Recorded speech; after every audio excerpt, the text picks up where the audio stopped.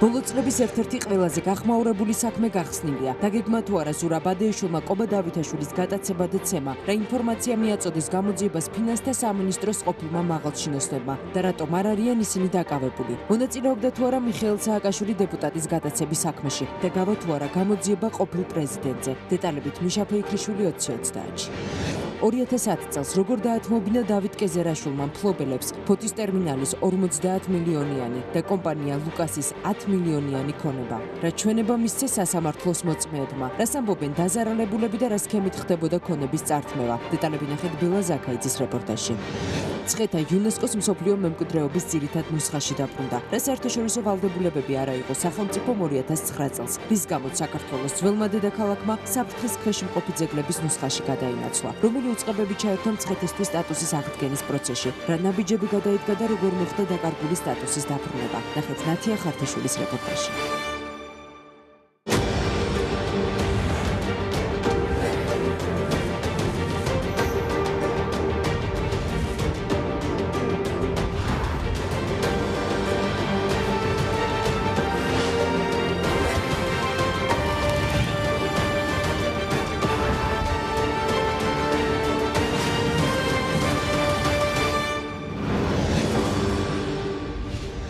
საღამომშვიდობისა ეს 2030-ია გადაცემის ნახვა 2030-ის Facebook გვერდზე შეგიძლიათ გადაცემის მოსმენა კი FM 98 და 1 რადიო უცნობის საშუალებით. მე მაკაცინცაძე ვარ 2030-ის ჟურნალისტებთან ერთად დღის მთავარ თემებს წარმოგიდგენთ. რატომ სთხოვენ ონლაინ კომპანიები მომხმარებლებს ინტერნეტ ბანკის სახელსა და პაროლს არსებობს თუ არა კონფიდენციალური ინფორმაციის მესამე პირთან მოხდრის საფრთხე და მოდის თუ არა კანონთან წინააღმდეგობაში მსგავსი მოთხოვნა რატომ აფიცელებს საგანგებო განცხადებას ბანკების ასოციაცია. ბანკების ასოციაციის აღმასრულებელი დირექტორი გიორგი ცუცქირიძე 2030-ში. რამდენად კანონიერია ონლაინ კომპანიების მიერ მომხმარებლებისთვის პერსონალური მონაცემების მოთხოვნა და რამდენად ხშირად მიმართავენ მოქალაქეები პერსონალურ მონაცემთა დაცვის ინსპექტორს ამ საკითხზე. რა უნდა გაკეთდეს მოქალაქეთა პირადი ინფორმაციის დასაცავად და როგორია თამარ ქალდანის რეკომენდაცია. პერსონალურ მონაცემთა დაცვის ინსპექტორი დღეს 2030-ში. მცხეთის დაბრუნება იუნესკოს მსოფლიო მემკვიდრეობის ძირითად ნუსხაში. სახელმწიფოს მიერ გადადგმული ნაბიჯების სტატუსის აღდგენის პროცესში და შეფასება 2030-ში. ჩვენ შეკითხვებს კულტურული მემკვიდრეობის დაცვის ეროვნული სააგენტოს დირექტორი ნიკოლოზ ანთიძე უპასუხებს. ბოლო წლების ერთ-ერთი ყველაზე გახმაურებული საქმე გახსნილია დეპუტატ ყობა დავითაშვილისთვის თავისუფლების უკანონო აღკვეთის ორგანიზების ბრალდებით ზურაბადეიშვილს დღეს ბრალი კიდევ ერთხელ დაუმძიმდა. პახუცუხის გებაში მიეცნენ ფინანსთა სამინისტროს შემოსავლების სამსახურის უფროსის ყოფილი მოადგილე დავით ქარსელაძე და ფინანსთა სამინისტროს სპეცდანიშნულების რაზმის ყოფილი უფროსი ედიშერ ყობახიძე. პროკურატურაში აცხადებენ, რომ ისინი დაკავებულები არ არიან, რადგან გამოძიებას ღირებული ინფორმაცია მიაწოდეს. ყობა დავითაშვილი ამბობს, რომ მისი გატაცებისა და ცემის ორგანიზება ყოფილი პრეზიდენტის ნებართვის გარეშე არ მოხდებოდა. მივათ თუ არა გამოძიება მიხეილ სააკაშვილამდე. მიშა ფეიქრიშვილი საუბრობს პირდაპირ ეთერში. მიშა, მოგესალმები და გისმენთ. დიახ, დღეს გამოქვეყნებული გამოძიების მასალების მიხედვით ირკვევა, რომ შესაძლოა მსგავსი ტიპის დანაშაულის მსხვერპლი აღმოჩენილი იყო მაშინდელი ოპოზიციის სხვა ან რამდენიმე ლიდერი, როგორც საგამოძიებო უწყებაში აცხადებდნენ დღის განმავლობაში, მაშინდელი გენერალური პროკურორისგან კონკრეტული მაღალჩინოსნების მიმართ გაიცა ბრძანება, რომ მომხდარიყო ხალხმრავალი ადგილების პატრულირება იმისთვის, რომ ოპოზიციის მაშინდელ ლიდერებს 2007 წლის 7 ნოემბერს დაგეგმილი აქციისთვის ვერ მოეხდინა ხალხის მობილიზება და არ მოეხდინათ ხალხში პროპაგანდა დაგეგმილი აქციასთან დაკავშირებით. საგამოძიებო უწყებაში აღნიშნავენ, რომ ყობა დავითაშვილი გატაცებული იქნა მისი ადგილმდებარეობა 24 საათზე მეტი ხნის განმავლობაში არ იყო ცნობილი და ეს კიდევ არის დამამძიმებელი გარემოება და როგორც პროკურატურაში აღნიშნავენ, ამ ყველაფრის უკან იდგა სწორედ ზურაბადეიშვილი, რომელმაც გასცა კონკრეტული ბრძანება, თუმცა როგორც აღინიშნა ფინანსური პოლიციის წარმომადგენლები და ასევე სპეცრაზმის წევრები ამ დროისთვის დაკავებულები არ არიან. პროკურატურაში განმარტავენ, რომ ამის მთავარი მიზეზი ის არის, რომ მათ ითანამშრომლეს გამოძიებასთან და სწორედ გამოძიების ფარგლებში დაასახელეს კონკრეტული გვარი ზურაბადეიშვილი. ზურაბადეიშვილისგან მიღებული დავალების შესაბამისად დავით ქარსელაძემ 2007 წლის 7 ნოემბერს დილის საათებიდან შემოსავლების სამსახურის საგამოძიებო დეპარტამენტის სპეცდანიშნულების რაზმის წევრები ელიავას ბაზრობის მიმდებარე ტერიტორიაზე გადაანაწილა. სადაც მალევე აქციის ერთ-ერთი ორგანიზატორი კობა დავითაშვილი მხარდამჭერებთან ერთად ელექტროგენერატორის შესაძენად მივიდა, რომელიც აქციის ორგანიზებისთვის ესაჭიროებოდათ. მას შემდეგ, რაც სამართალდამცავებმა კობა დავითაშვილი შენიშნეს, შემოსავლების სამსახურის საგამოძიებო დეპარტამენტის სპეცრაზმის უფროსმა ედიშერ კობახიძემ ამის შესახებ დავით ქარსელაძეს აცნობა, რომელიც თავის მხრივ შემდგომი მითითების მისაღებად ზურაბ ადეიშვილს დაუკავშირდა, რომლისგანაც მიიღო დავალება, რომ თავისუფლება აღეკვეთათ კობა დავითაშვილისთვის და გადაიყვანათ საგამოძიებო სამსახურის შენობაში.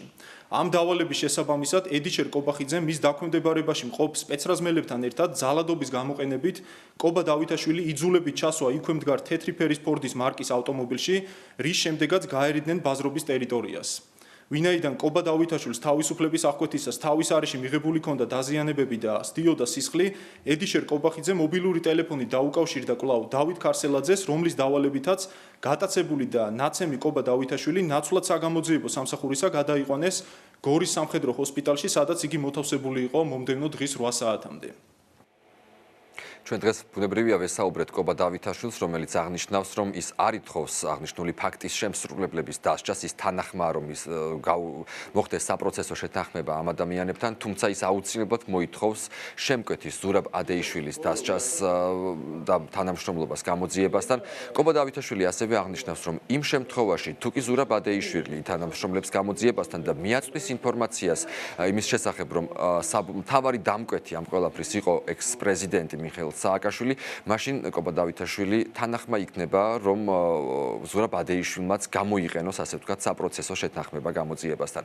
ზურაბ ადეიშვილის ადვოკატმა დღეს გამოქვეყნებული საგამოძიებო მასალების შემდეგ გააკეთა განცხადება, რომ საქმეს ასდის, ასე ვთქვათ, პოლიტიკური ელფერი სდევს თან, იქიდან გამომდინარე, რომ საბოლოო და საკმარისი მტკიცებულებები არ არსებობს. ადვოკატი ჯერჯერობით კომუნიკაციაში არ ყოფილა ზურაბ ადეიშვილთან, მისი პოზიცია ამ დროისთვის უცნობია. მე არ მგონია რომ ადეიშვილი იყოს მთავარი პირი, მე მაინც სააკაშვილი მგონია ამ საქმის შემოქმედი. და ასეთ შემთხვევაში მე არც იმის წინააღმდეგ ვიქნები, რომ ადეიშვილთან გაფორმდეს საპროცესო გარიგება, თუ ის ჩვენებებს მისცემს მიხეილ სააკაშვილს. მე მგონი იმ დღეს მიხეილ სააკაშვილი გეკმამდა საერთოდ მოკვლასაც კი, იმიტომ რომ ესეთი განცდა დამრჩა, რომ ჩემი გამტაცებლები გზაში კონსულტაციებს გადიოდნენ ამ თემაზე. საქმე საკლია მთავარი ეჭვმიტანელი და ბრალდებული ეს არის მიხეილ სააკაშვილი. მაგრამ მე კარგად მესმის, რომ ყველაფერს თავის წესი და რიგი აქვს და ჯერ ბატონი ადეიშვილი უნდა იქნას დაკითხული, დაკავებული და ამის შემდეგ შესაძლებელია სწორედ მიხეილ სააკაშვილზე გასვლა. იმიტომ რომ იმ წლებში საქართველოში მიხეილ სააკაშვილი არათუ ასეთი დონის საკითხებს, არამედ ბევრად ნაკლებ მნიშვნელოვან საკითხებს პირადად წყვეტდა და არავის არ ანდობდა. პროკურატურა ცდილობს, რომ წინასაარჩევნოდ გააქტიუროს თემები, რომლებიც ეხება ძველი თანამდებობის, ყოფილი თანამდებობის პირების სისხლის სამართლებრივ დევნას, იმისათვის, რომ ყურადღება აქცენტები გადაიტანონ სწორედ ამაზე წინასაარჩევნოდ. შემიძლია ვთქვა, რომ სამართლებრივად არანაირი საფუძველი ბრალის წარდგენისა არ არსებობდა დღეის მდგომარეობით, მიუხედავად იმისა, რომ ჯერჯერობით მე დაწვრილებით არ ვიცნობ იმ ჩვენებებს, რომლებიც საქმეშია, შემიძლია ვთქვა, რომ არანაირი ჩვენება, არანაირი მტკიცებულება არ დევს საქმეში, რომელიც ზურაბ ადეიშვილის ბრალზე მიუთითებს. 2007 წლის ნოემბერში განვითარებულ მოვლენებს და დეპუტატის გატაცებისა და ცემის ფაქტს დღეს იხსენებდა პარლამენტის მაშინდელი თავმჯდომარე ნინო ბურჯანაძე, რომელიც აღნიშნავდა, რომ ის მაშინ საკუთარ კომპეტენციასაც კი გასცდა, იმდენად ჩაერია პროცესებში, იქიდან გამომდინარე, რომ მაშინდელი ხელისუფლების მაღალჩინოსნები პირდაპირ მიუთითებდნენ, რომ მათ არ ჰქონდათ ინფორმაცია, სად იმყოფებოდა დეპუტატი კობა დავითაშვილი. ამის შემდეგაც უჩენდა პარლამენტის მაშინდელ თავმჯდომარეს განცდას, რომ შესაძლოა საქმე ფატალურად დასრულებულიყო.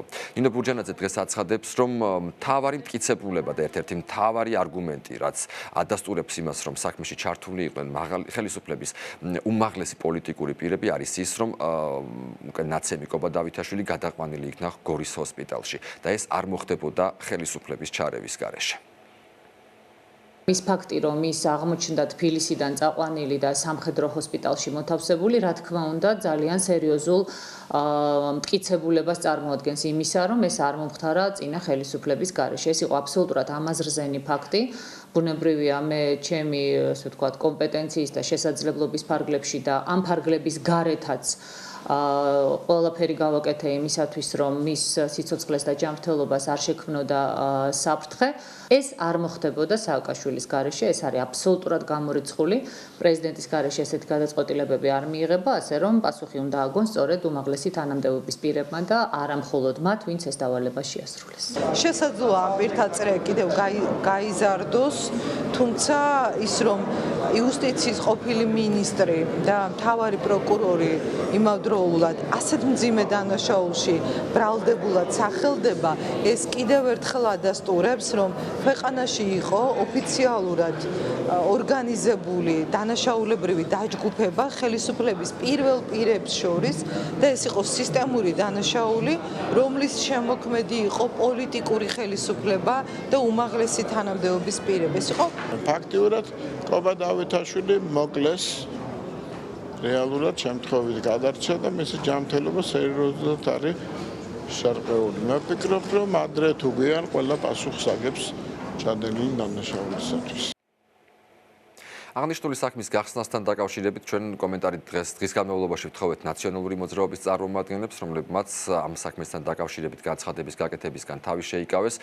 პროცესი უკვე სასამართლოში გადაინაცვლებს, იქიდან გამომდინარე, რომ მთავარმა საგამოძიებო უწყებამ საქმე უკვე გახსნილად გამოაცხადა.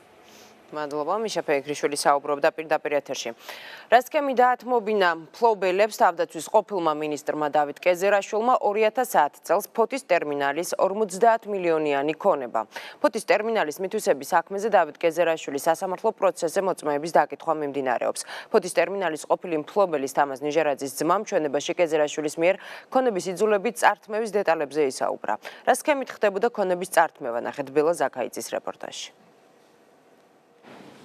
ნავთობპროდუქტების გადამზიდავი კომპანია ლუკასის დამფუძნებელმა იმ სქემაზე ისაუბრა, რომლის მიხედვითაც 2010 წელს თავდაცვის ყოფილმა მინისტრმა დავით კეზერაშვილმა 10 მილიონიანი ქონება მას იძულებით დაათმობინა. ფოთის ტერმინალის ყოფილი მფლობელის თამაზ ნიჟარაძის ძმამ ნუკრი ნიჟარაძემ განაცხადა, რომ მისი კომპანია ლუკასი გემებს საწვავით ამარაგებდა. მოწმის ჩვენებით 2009 წელს კეზერაშვილის მოთხოვნით თავდაცვის ყოფილი მინისტრი ლუკასის 50%-იან წილში ჩასვა. 2010 წელს კი კომპანიაში ფინანსური პოლიცია შევიდა. ხელმძღვანელების დაკავების და ჯარიმების დარიცხვის შემდეგ კეზერაშვილის მუქარის საფუძველზე იძულებული გახდა შეპესე სრულად დაეთმო. არ მინდოდა, კი ბატონო, მაგრამ დავთანხმდი, კი ბატონო. ასაგები და ადგილობრივ რაღაცუსიამოვნებდა. რუსე არ ისეთი მის შემდეგ რა იწება? ეს მინდა დავაბინოთ, რომ თქვენი ნებით გადააყენოთ თუ ნების საწინააღმდეგო. არ მინდოდა, ნებით გადააყენოთ, საერთოდ მოაწერე, მაგრამ ჩემს უკან რა აზრები მქონდა თქვენ რა იცით და გეუბნები და გიწვი რომ დავთმის პოზიცია იმიტომ რომ იყო კეზერაშვილი და ურავ ადამიანებთან წიგში შემოიყვან იმას კაც შემოიყვან კეზერაშვილი იყო და იმიტომ შემოიყვან წიგ დავთმდი წიგში ნუკრი ნიჟარაძის თქმით, ეს უმნიშვნელო ქონება იყო იმასთან შედარებით, რომელიც მის ძმას, ფოთის ტერმინალის ყოფილ მფლობელს თამაზ ნიჟარაძეს ამავე პერიოდში დაათმობინეს. ნუკრი ნიჟარაძის განცხადებით, კეზერაშვილმა მის ძმას სამი კომპანია, ბაიმედია ინვესტი, მიშინ კომპანი და მეტალიქსი, რომელთა საერთო ღირებულება 50 მილიონს აღწევდა, უსასყიდლოდ დაათმობინა. და საკუთარ კომპანია UCG ტრანსზე გააფორმა. მოწმის განმარტებით კეზერაშვილი მის ძმას ეგრეთ წოდებული პიქსელის შენობაში იბარებდა და ფიზიკური ანგარიშწორებით ემუქრებოდა თუ კი ქონებას არ დათმობდა. აქ ფსიქოლოგიური წნეხი განახორციელეს იმისათვის, რომ რაც შემდეგ მოხდა გადაფორმა მისი ქონების. უარ შეიტანდა ქონებას არ გადამოაფორმებთ, ის შეკონებს პირადადო, ჩემზე არ მაშინ საუბარი, შემდეგ გაიგე. ეს იყო მეხუთე ნავმისადგომი, ეს იყო მეორე ნავმისადგომი, ეს იყო ჩენელების დიდი რეზერვუარები, თუ არ გადააფორმებთ იმ წილებს, რომ შენ და შენ ჯერ ძალიან სულ მდგომარეობაში შევარდეთ. სულ მდგომარეობაში რას გულისხმობ მაინტერესებს? ნუ დაგუჭერდი რა. აი დაპატიმრები დააკრა. მისი თუ თქვენი თუ ორივეს? ვისი ვაფშე თემოჯერ დავაპატიმრებთ რა. დავით კეზერაშვილის ადვოკატი მიიჩნევს, რომ მოწმე არადამაჯერებელი იყო. პროკურორის მტკიცებით კი ამ მოწმის ჩვენების გარდა ქონების წართმევის ფაქტი არაერთი მტკიცებულებით დასტურდება. როდესაც მოწმე ცრუობს, რა არის მისი мотиваცია? მისი мотиваცია არის ერთადერთი.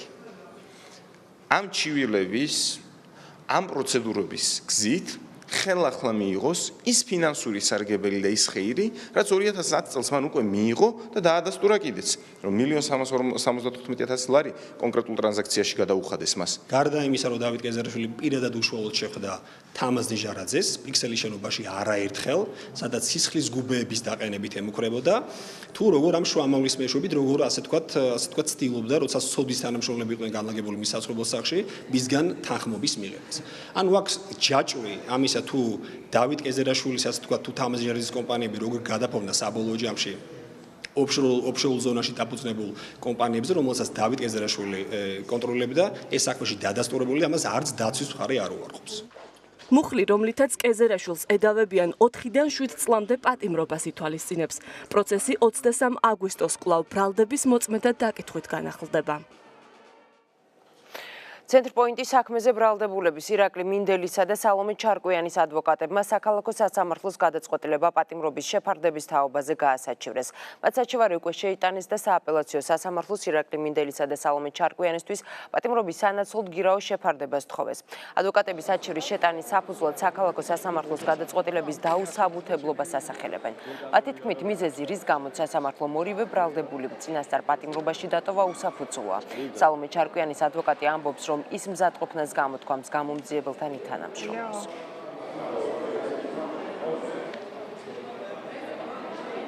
ჩვენ მიგვაჩნია, რომ არანაირი საფუძველი იმისთვის, რომ მის მიმართ მაინდა-მაინც აქვეთხონისების სახით პატიმრობა გამოყენებული იყო არ არსებობდა, იმიტომ რომ ჯერ ერთი ედავებიან 10 წლის წინ განხორციელებულ ქმედებას და გადაწყვეტილება იმისა, რომ თურმე დღესაც არსებობს რისკი დანაშაულებრივი საქმიანობის განხორციელების შესახებ პრაქტიკულად ნულის ტოლია, იმიტომ რომ 2006 წლიდან სამშენებლო კომპანიებთან არანაირი შეხება სალომე ჩარკვიანს არ ქონია. ის მზაობიდან გამომდინარე, რომ სად არის თანამშრომლობის გამოძიებასთან და საქმის კურსში ჩააყენოს გამოძიება იმ დეტალების ირგვლივ, რაც მათი ინტერესის სფერო არსებობს, აქედან გამომდინარე, სავსებით შესაძლებელია, რომ მასთან გაფორმდეს საპროცესო შეთანხმება. ჩვენ მშვიდობთ სასამართლოს წინაშე, რომ აქვეთი ღონისძიების სახით შეფარდებულიყო გირაო, მაგრამ სასამართლომ არ გაითვალისწინა ჩვენი შუამდგომლობა და დააკმაყოფილა პროკურატურის მოთხოვნა.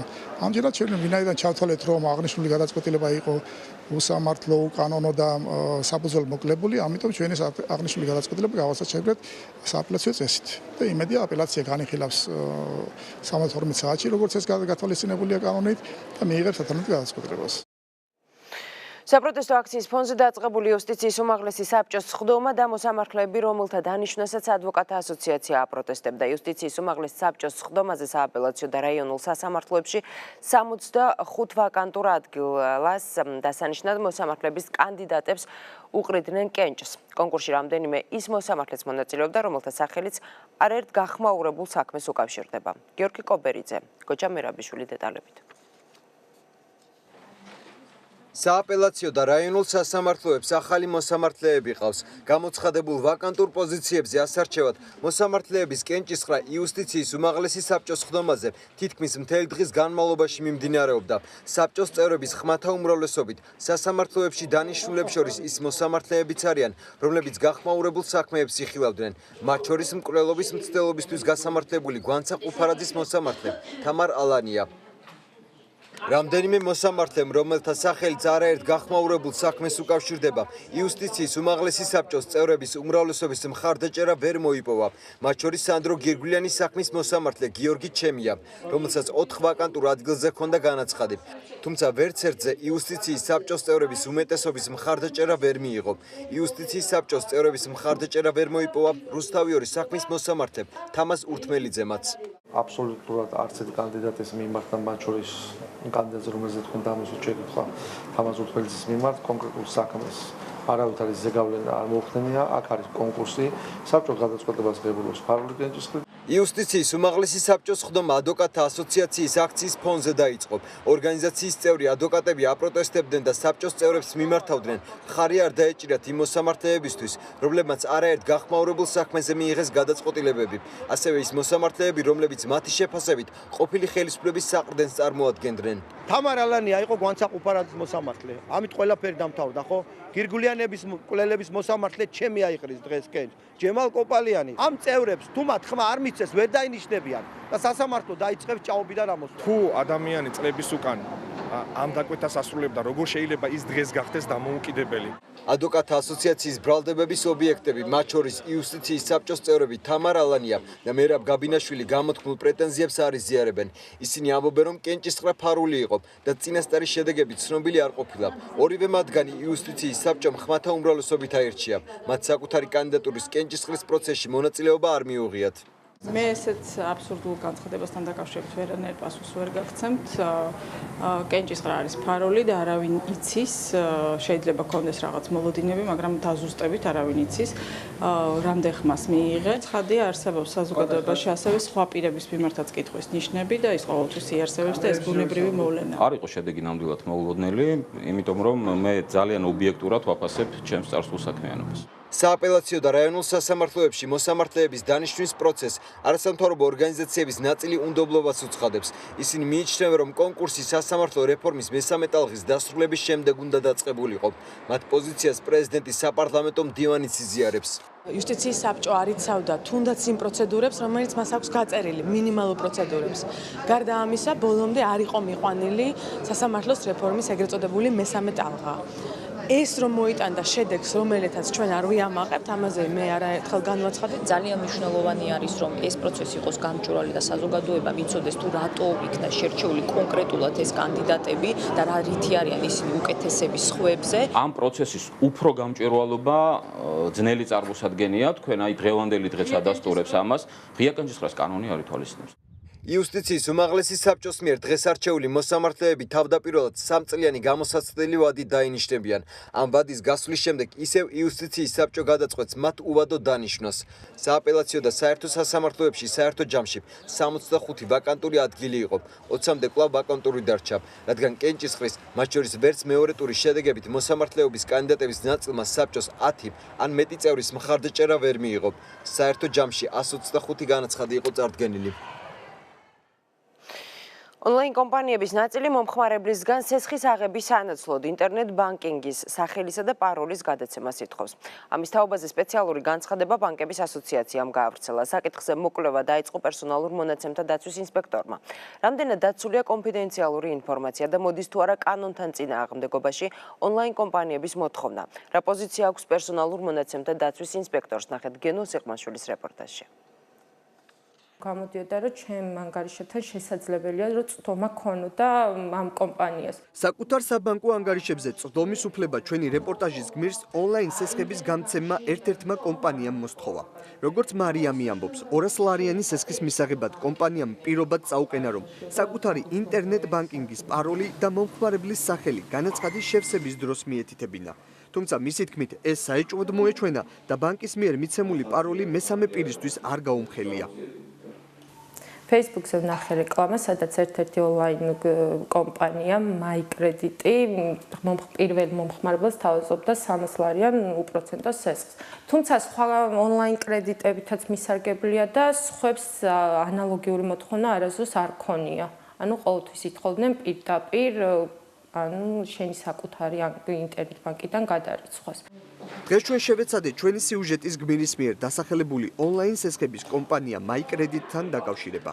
რათა მათთან გაგვერკვია რაში სჭირდებათ კერძო ბანკსა და კლიენტს შორის არსებულ კომერციულ საიდუმლოებაზე წვდომა. თუმცა მათ კომენტარისგან დროის არ ქონის მიზეზით უარი განგვიცხადეს. თხოვენ ეს არის აბსოლუტურად მიუღებელი. როგორც საბანკო პრაქტიკისთვის, ისე ზოგადად ორ პირს შორის ურთიერთობებს. ონლაინ სესხის მისაღებად მსგავსი პირობები მიუღებელია ბანკების ასოციაციის ხელმძღვანელობისთვის. ორგანიზაციის აღმასრულებელი დირექტორი გვეუბნება, რომ მესამე პირისთვის ინტერნეტ ბანკინგის პაროლისა და სახელის მიცემა იგივეა, რაც საკუთარი საფულე სხვას მიაბარო და თან ისე რომ თავადვე იყო პასუხისმგებელი ამ საფულიდან ფულის დაკარგვის თაობაზე. გიორგი ცუცქირიძე განმარტავს, რომ ონლაინ კომპანიები სესხს მანამ არ გასცემენ, სანამ კლიენტი ხელს არ მოაწერს, რომ მოსალოდნელ ზიანზე თავადვე არის პასუხისმგებელი. ჯერჯერობით არავინ არ არის დარწმუნებული, თუ როგორ იქნება ეს ინფორმაცია გამოყენებული მესამე პირის მიერ. მეორე, ამ ინფორმაციას როცა ჩვენ ვაწვდით სხვა ინტერნეტ ანუ ამა თუ იმ კომპანიის საიტებს, ჩვენ არ ვიცით ის როგორ არის დასრული ჰაკერებისგან. ამიტომ ორმაგი დარტყმის ქვეშ ხდება ეს. ჩვენ წერილები დაუგზავნეთ თავად ონლაინ სესხების კომპანიებსაც, სადაც მივხვდით, რომ თუ მათ მიერ ხდება ამ ტიპის პრაქტიკის გამოყენება, ეს არის მიუღებელი. ინტერნეტ ბანკინგის მომხმარებლების სახელებისა და პაროლის შეგროვებასა და შემდგომში გამოყენების საკითხზე მოკვლევა დაიწყო პერსონალურ მონაცემთა დაცვის ინსპექტორმა. თამარ ქალდანი განმარტავს, რომ ამ ინფორმაციის კანონსაწინააღმდეგოდ გამოყენება ამ დრომდე არ მომხდარა. თუმცა ამბობს, რომ თავად ამ ინფორმაციის შეგროვებაა სესხის აღების შეთავაზებასთან შეუსაბამო. მოქალაქისთვის რთული ტვირთით ჩადებული, რომ ის ყველა რისკს იღებს თვითონ აგებს პასუხს საკუთარი მონაცემების კონფიდენციალობაზე და ფინანსური დანაკარგების შემთხვევაშიც კი არავინ მის წინაშე პასუხისმგებელი არ არის. რაც პრინციპში კანონთან შესაბამისობაში არ მოდის, ვინაიდან საქართველოს კანონმდებლობა, რომელიც ამ თვალსაზრისით სრულ შესაბამისობაშია ევროპულ კანონმდებლობასთან, ნათლად ამბობს, რომ მონაცემთა დამმუშავებელ ორგანიზაციებს ეკისრებათ პასუხისმგებლობა მათ მიერ შეგროვებულ, მოპოვებულ მონაცემებზე, მათ შორის მათ უსაფრთხოებას. ონლაინ სესხების გამცემი კომპანიების მხრიდან კონფიდენციალური ინფორმაციის მოთხოვნას კანონდარღვევად მიიჩნევენ საზოგადოება და ბანკებში. არასამთავრობო ორგანიზაციის საბანკო პროდუქტის ექსპერტი სახელმწიფოს მხრიდან მეტი ჩართულობის აუცილებლობაზე საუბრობს. ანა ალიბეგაშვილი ამბობს, რომ სხვადასხვა სამუშაოების გატარებასთან ერთად აუცილებელია მოქალაქეების მეტი ინფორმირებულობა. ინფორმირებული უნდა იყოს მომხმარებელი. მან უნდა იცოდეს, რა საფრთხის წინაშე დგას ამა თუ იმ კომპანიასთან ხელშეკრულებას ხელს როდესაც აწერს. ანუ მან უნდა იცოდეს, როგორც თქვათ, საპროცენტო განაკვეთი თუ რამხელა პროცენტის გადახდა უწევს მას 1 წლის განმავლობაში ამა თუ იმ ონლაინ კომპანიასთან, უნდა იცოდეს აუცილებლად, რომ არის ეს გარიგება თუ კონფიდენციალურ ინფორმაციას მიაწვდის საშიში მისთვის. დღეისათვის უცნობია, რამდენი მომხმარებლის კონფიდენციალური ინფორმაციის მოპოვება მოხდა, თუმცა პერსონალურ მონაცემთა დაცვის ინსპექტორი ონლაინ სესხების გამომცემ კომპანიებზე ინსპექტირებას რამდენიმე დღეა აწარმოებს. სავარაუდოდ, უახლოეს მომავალში დადგინდება კომერციულ ბანკებსა და კლიენტ შორის არსებული კონფიდენციალური ინფორმაცია მოიპოვეს და გამოიყენეს თუ არა კანონსაწინააღმდეგოდ. ისლამური სახელმწიფოს ერთ-ერთი ლიდერის პანკისელი თარხან ბათირაშვილის გარდაცვალების შესახებ ინფორმაციას თავად ტერორისტული ორგანიზაცია ავრცელებს. ისლამურ სახელმწიფოსთან დაკავშირებული სააგენტო იუწყება, რომ ორგანიზაციის ერთ-ერთი ლიდერი ომარ ალ-შიშანი ერაყში მოსულიდან სამხრეთით მოკლეს. ბათირაშვილის გარდაცვალების შესახებ ინფორმაცია ჯერ კიდევ მარტში ამერიკის თავდაცვის უწყებამ გაავრცელა, რაც ისლამურმა სახელმწიფომ იმ პერიოდში არ დაადასტურა. რასაც ცხადებენ პანკისელები ბათირაშვილის დაღუპვის შესახებ. თეალა ვერდაშვილი, პაატა ჯაჭულიანი, ნიკა მუკბანი დეტალებით. პანკიში სოფელ ბირკიანში თარხან ბათირაშვილის მშობლიური ეზოსკარი ჯერისევ დაკეტილია. მიუხედავად იმისა, რომ ბათირაშვილის გარდაცვალების შესახებ ინფორმაცია თავად ტერორისტულმა ორგანიზაციამ გაავრცელა, ისლამური სახელმწიფოს ერთ-ერთი ლიდერის ოჯახი ამ ინფორმაციას ჯერჯერობით არ ადასტურებს და არც სამძიმარს იღებს. ადგილობრივების თქმით კი, შხალგენერლად წოდებული ბათირაშვილი ავია იერიშების დროს რამდენიმე თანამებრძოლთან ერთად დაიღუპა. ლაპარაკობს, რომ ბათირაშვილი და მაგის აქაური ბიჭები 2-3 კაცი მოყვნენ დაბომბაში და ვინ არიან და როგორ არის ჯერჯერობით არ იციან. ოჯახს არ უპირდაპირ ინფორმაცია და ჯერ დაკეტილია და სამძიმარსაც არ იღებენ. რაღაცა რო ყოფილიყო, აქ ხალხი იქნებოდა, ეგ ვიცი, სხვა არაფერს არ ვიცი. სამძიმარი იქნებოდა. სამძიმარი იქნებოდა, მაგრამ როგორც სხვაგან არის, აქაც ეგრე იქნებოდა, მაგრამ არ ვიცი მართალია თუ ტყუილი სიმართლე რო გითხრათ. მე ერთმა დაიფარეს, რომ მაგას რაღაცა რო დაემართა. ეგ ინფორმაცია მილიონჯერ გავრცელდა, მაგრამ ბოლოს ცრუ ინფორმაციაო ეგრე გამოდგა. ეგ სინამდვილეში რო იყოს, მაინც არ დამეჯერება. იმიტომ რომ ბევრჯერ გაავრცელეს ინფორმაცია და ისევ ცრუ გამოდგა. თარხან ბათირაშვილის ოჯახის წევრებისგან განსხვავებით ისლამური სახელმწიფოს ომის გენერლის დაღუპვის შესახებ საინფორმაციო სააგენტოების მიერ გავრცელებულ ინფორმაციას სანდოწყაროდ მიიჩნევს პანკისელი ჟურნალისტი. ბორძიკაშვილი პირად საუბარში აღნიშნავს, რომ ბათირაშვილის გარდაცვალების შესახებ პირველი ეჭვი მოსახლეობაში 2 დღის წინ გაჩნდა, როდესაც პანკიში ბექხან ტოხოსაშვილის დაღუპვის ინფორმაცია მიიღეს. ტოხოსაშვილი თარხან ბათირაშვილის პირადი დაცვის წევრი იყო. ჩემი წყაროებით ვეცადე ამ ინფორმაციის ასე ვთქვათ გადამოწმებას, რომელმაც ანუ უმეტესობამ ეს ინფორმაცია დაადასტურა. სადაც ასე ვთქვათ გადავამოწმე ეს ინფორმაცია, ამბობენ რომ დიახ ეს ასე ვთქვათ გარდაიცვალა და გარდაიცვალა ბრძოლის დროს თავის ასე ვთქვათ მებრძოლებთან ერთად. ჩეჩნური დიასპორის წარმომადგენლის მექა ხანგოშვილის თქმით, ბათირაშვილი ბევრი პანკისელისთვის მხარდამჭერი იყო. საერთაშორისო ურთიერთობების სპეციალისტის გიორგი გობრონიძის განცხადებით კი ბათირაშვილის სიკვდილით არაფერი შეიცვლება. ეგრეთ წოდებულმა ისლამურმა რესპუბლიკამ გამოაქვეყნა იმ ქვეყნების სია, სადაც ისინი გეგმავდნენ ტერორისტულ აქტებს. საქართველოს იმ სიაში არ შევიდა და მაშინ იყო ესეთი ინფორმაცია, რომ სწორედ თარხან ბათირაშვილის დამსახურება იყო ეს. ყველა ძალიან დადებითად ახასიათებდა მას და ამდენად ყოველთვის სიმართლე გითხრათ, ჩემთვისაც რაღაც დიდი იმედივით იყო ეს ადამიანი და არც ერთ შემთხვევაში არ მინდა რომ მისი სიკვდილი დადასტურდეს. არსებობდა ასეთი მითებიც, რომ თითქოს მისი ავტორიტეტის გამო საქართველოს აღარ იყო სამიზნე ისლამისტებისთვის, თუმცა ISIS-ის სამიზნეთა ჩამონათვალში საქართველოს არ შედის იმ ობიექტური მიზეზებიდან გამომდინარე, რომელიც ზოგადად ახასიათებს ტერორისტულ ორგანიზაციებს და მათ მოქმედებას. თბილისი არ წარმოადგენს მათთვის საინტერესო და სასურველ სამიზნეს და სწორედ ამიტომ შესაბამისად ამ ადამიანის გარცვალება არაფერს არ შეცვლის. გავრცელებული ინფორმაციით ამ დრომდე ოჯახს არ დაკავშირებია თარხან ბათირაშვილის უფროსი ძმა აბდურაჰმანი, რომელიც ასევე ისლამური სახელმწიფოს ერთ-ერთ ლიდერად მიიჩნევა. ახალ ინფორმაციაზე მოკვლევას აწარმოებს ამერიკის თავდაცვის უწყებაც. ევროპული სამეზობლო პოლიტიკისა და გაწევრიანების შესახებ მოლაპარაკების საკითხებში ევროკომისარი იოჰანეს ჰანი იმედოვნებს, რომ საქართველოს ვიზა ლიბერალიზაციას აუცილებლად მიიღებს. ევროკომისარმა კონკრეტული თარიღიც დაასახელა ოქტომბერი. იოჰანეს ჰანმა საქართველოს ევროინტეგრაციასთან დაკავშირებით განცხადებები ბათუმში მიმდინარე კონფერენციაზე საქართველოს ევროპული გზა სიტყვით გამოსვლისას გააკეთა. იოჰანეს ჰანი დღესვე ქვეყნის უმაღლეს პირებს შეხვდა. ევროკომისრის განცხადებებსა და ქართული მხარის პოზიციებს თორნიკე ხურციძე გაგაცნობთ ბათუმიდან.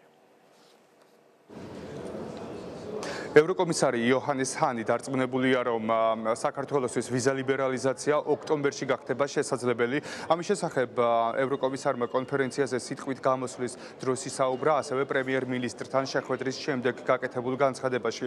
ევროკომისარი ამბობს, რომ საქართველოს ვიზა ლიბერალიზაციის სამოქმედო გეგმით ნაკისრი ვალდებულებები შეასრულა და ახლა უკვე ევროკავშირის ჯერია შეასრულოს დაპირება. რაც შეეხება შეხვედრას, რომელიც ევროკომისარმა პრემიერ-მინისტრთან გამართა, მხარეებმა საქართველოს ევროინტეგრაციის ძირითად საკითხებზე ისაუბრეს და ამ მიმართულებით ურთიერთობების გაღრმავების პერსპექტივებზე. ევროკომისარი დღესვე შეხვდა საქართველოს პრეზიდენტს და პარლამენტის თავმჯდომარეს. საქართველოს შეასრულა ვიზა ლიბერალიზაციის სამოქმედო გეგმით გათვალისწინებული ყველა ვალდებულება, რაც ევროკომისიამ დაადასტურა გასული წლის დეკემბერში. ეს ნამდვილად დიდი წარმატებაა და საქართველოს შესაბამისი მმართველობისა და ადმინისტრირებაში გატარებული რეფორმების დამსახურებაა. ვიზა ლიბერალიზაციის სამოქმედო გეგმის შესრულება იყო ეროვნული პრიორიტეტი, რომელსაც ქვეყანაში ყველა ძირითადი პოლიტიკური პარტია მხარს უჭერდა. ევროკავშირი მხარს უჭერს აღმოსავლეთ პარტნიორობის ქვეყნებთან ადამიანებს შორის ურთიერთობების ხელშეწყობას, რასაც პირდაპირი შედეგი ექნება ეკონომიკაზე და კულტურაზე. მე მოუთმენლადველი, როდის შეძლებენ საქართველოს მოქალაქეები ევროკავშირში უვიზოდ მოგზაურობას. მჯერა, რომ ჩვენ ამ დღისგან დიდი დრო არ გვაშორებს. სურს დაგარწმუნოთ, რომ ეს პროცესი მიმდინარე წლის ოქტომბერში დასრულდება. ჩვენ ნაბიჯ-ნაბიჯ წარმატებულად მივყვებით ამ გზას და ვახორციელებთ მნიშვნელოვან რეფორმებს.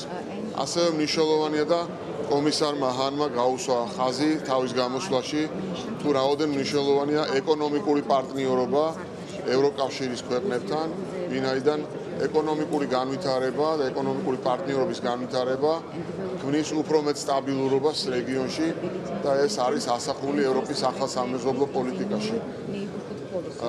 ასევე ჩვენი საუბრის დროს განვიხილეთ ახალი ინიციატივები, როგორიც არის მაგალითად ევროპული სკოლის დაარსება საქართველოში, რომელიც იქნება რეგიონული ხასიათის. ვიზა ლიბერალიზაციის თემასთან დაკავშირებით ერთ-ერთი მოლოდინი მაქვს, როდის ავიღებ პასპორტს და მაშინ ვიზას გადავხაზავ შენგენის.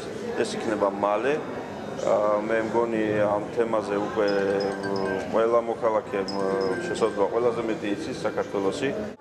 საქართველოს მთავრობაში კი ამბობენ, რომ ის მოლოდინები, რომელიც ვიზა ლიბერალიზაციის პროცესთან დაკავშირებით არსებობს, აუცილებლად პოზიტიურად დასრულდება და რეფორმები, რომელიც საქართველოს გაატარა, აუცილებლად იქნება აღიარებული. ამის დასტური კი ევროკომისრის დღევანდელი განცხადებებია. ძალიან სწორი აქცენტები დაისვა ყველა გამომცემლისგან, რომელიც შეეხება ჩვენს მეტინტეგრაციას ევროპულ და ევროატლანტიკურ სტრუქტურებში, რომელიც შეეხება ჩვენი თავდაცვის უნარიანობის ამაღლების მნიშვნელობას, ჩვენი როგორც ერთგვარი რეგიონული ჰაბის მატარებელის და მოთამაშის როლს და ბუნებრივია ამას უნდა მივაქციოთ ჩვენ მაქსიმალური ყურადღება. დღევანდელი განცხადებები კომისრის იყო ძალიან დამაიმედებელი, რომელმაც კიდევ ერთხელ ხაზი გაუსვა ევროკავშირის სრულ მზაობას ეს პროცესი დაჩქარებულად და წარმატებით დასრულდეს. ამიტომ ეს მოლოდინი, რომელიც აქვს ქართულ საზოგადოებას, დარწმუნებული ვარ, ეს მოლოდინი დასრულდება პოზიტიურად და ჩვენ მივიღებთ ვიზა ლიბერალიზაციას. ეს გადაწყვეტილება ელის თავის აღსრულებას, რომელიც დაკავშირებულია პროცედურებთან და აქედან გამომდინარე ჩვენ გვაქვს ძალიან მაღალი მოლოდინი, ევროპულ მხარეს აქვს ძალიან მაღალი მოლოდინი, რომ ის წარმატებული რეფორმები, რომელიც განხორციელდა საქართველოს მიერ, შესაბამისად იქნება აღიარებული, შესაბამისი გადაწყვეტილება იქნება დროულად მიღებული.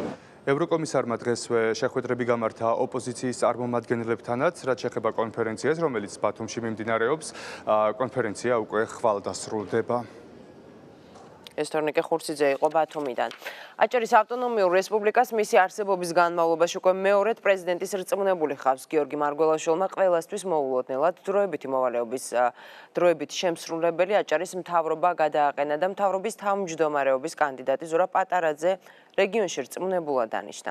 დეპუტატისთვის პრეზიდენტის გადაწყვეტილება მოულოდნელი აღმოჩნდა, რადგან ზურაბ პატარაძე მთავრობის თავმჯდომარის კანდიდატად განიხილებოდა და მის მხარდასაჭერად აჭარის უმაღლეს საბჭოს ფრაქციებთან კონსულტაციებს გიორგი მარგველაშვილი დილიდან მართავდა.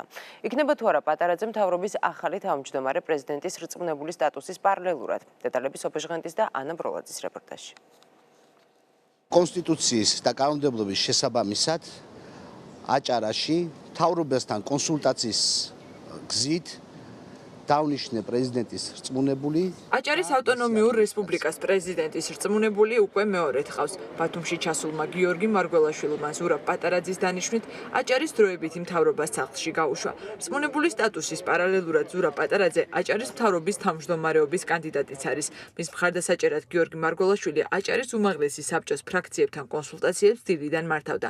პრეზიდენტმა იმედი გამოთქვა, რომ ამ კონსულტაციების შემდეგ აჭარელი კანონმდებლები ზურაბ პატარაძეს როგორც აჭარის მთავრობის თავმჯდომარის ნდობას გამოუცხადებენ. რწმუნებულად დანიშვნის мотиваცია გამომდინარეობს აჭარის და სახელმწიფოს სტაბილურობის ინტერესებიდან გამომდინარე. ძალიან მტკიცე პოზიცია არის ჩემი და მთავარი, ასე ვთქვათ, გზავნილი, რომ აჭარაში უნდა ჩატარდეს დემოკრატიული უმაღლესი სტანდარტის, ევროპული სტანდარტის არჩევნები. პრეზიდენტმა გააკეთა კონსტიტუციის თანახმად და იყო დაცული ყველა ეს პროცედურები, ამიტომ თქვენ ძალიან მალე გაიგებთ შემდეგი ნაბიჯები როგორ იქნება. რა თქმა უნდა იქნება ცვლილება, ოღონდ რადიკალურ ცვლილებებს არ ვაპირებ, ჯერჯერობით მიმდინარეობს კონსულტაციები.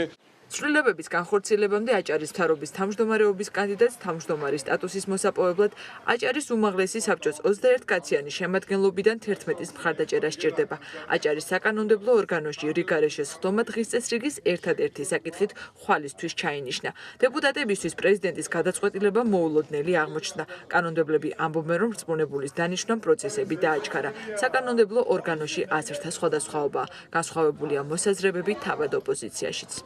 ის არის თავისმოხვეული კანდიდატურა, რომელს არანაირი შეხება არ აქვს რეგიონთან.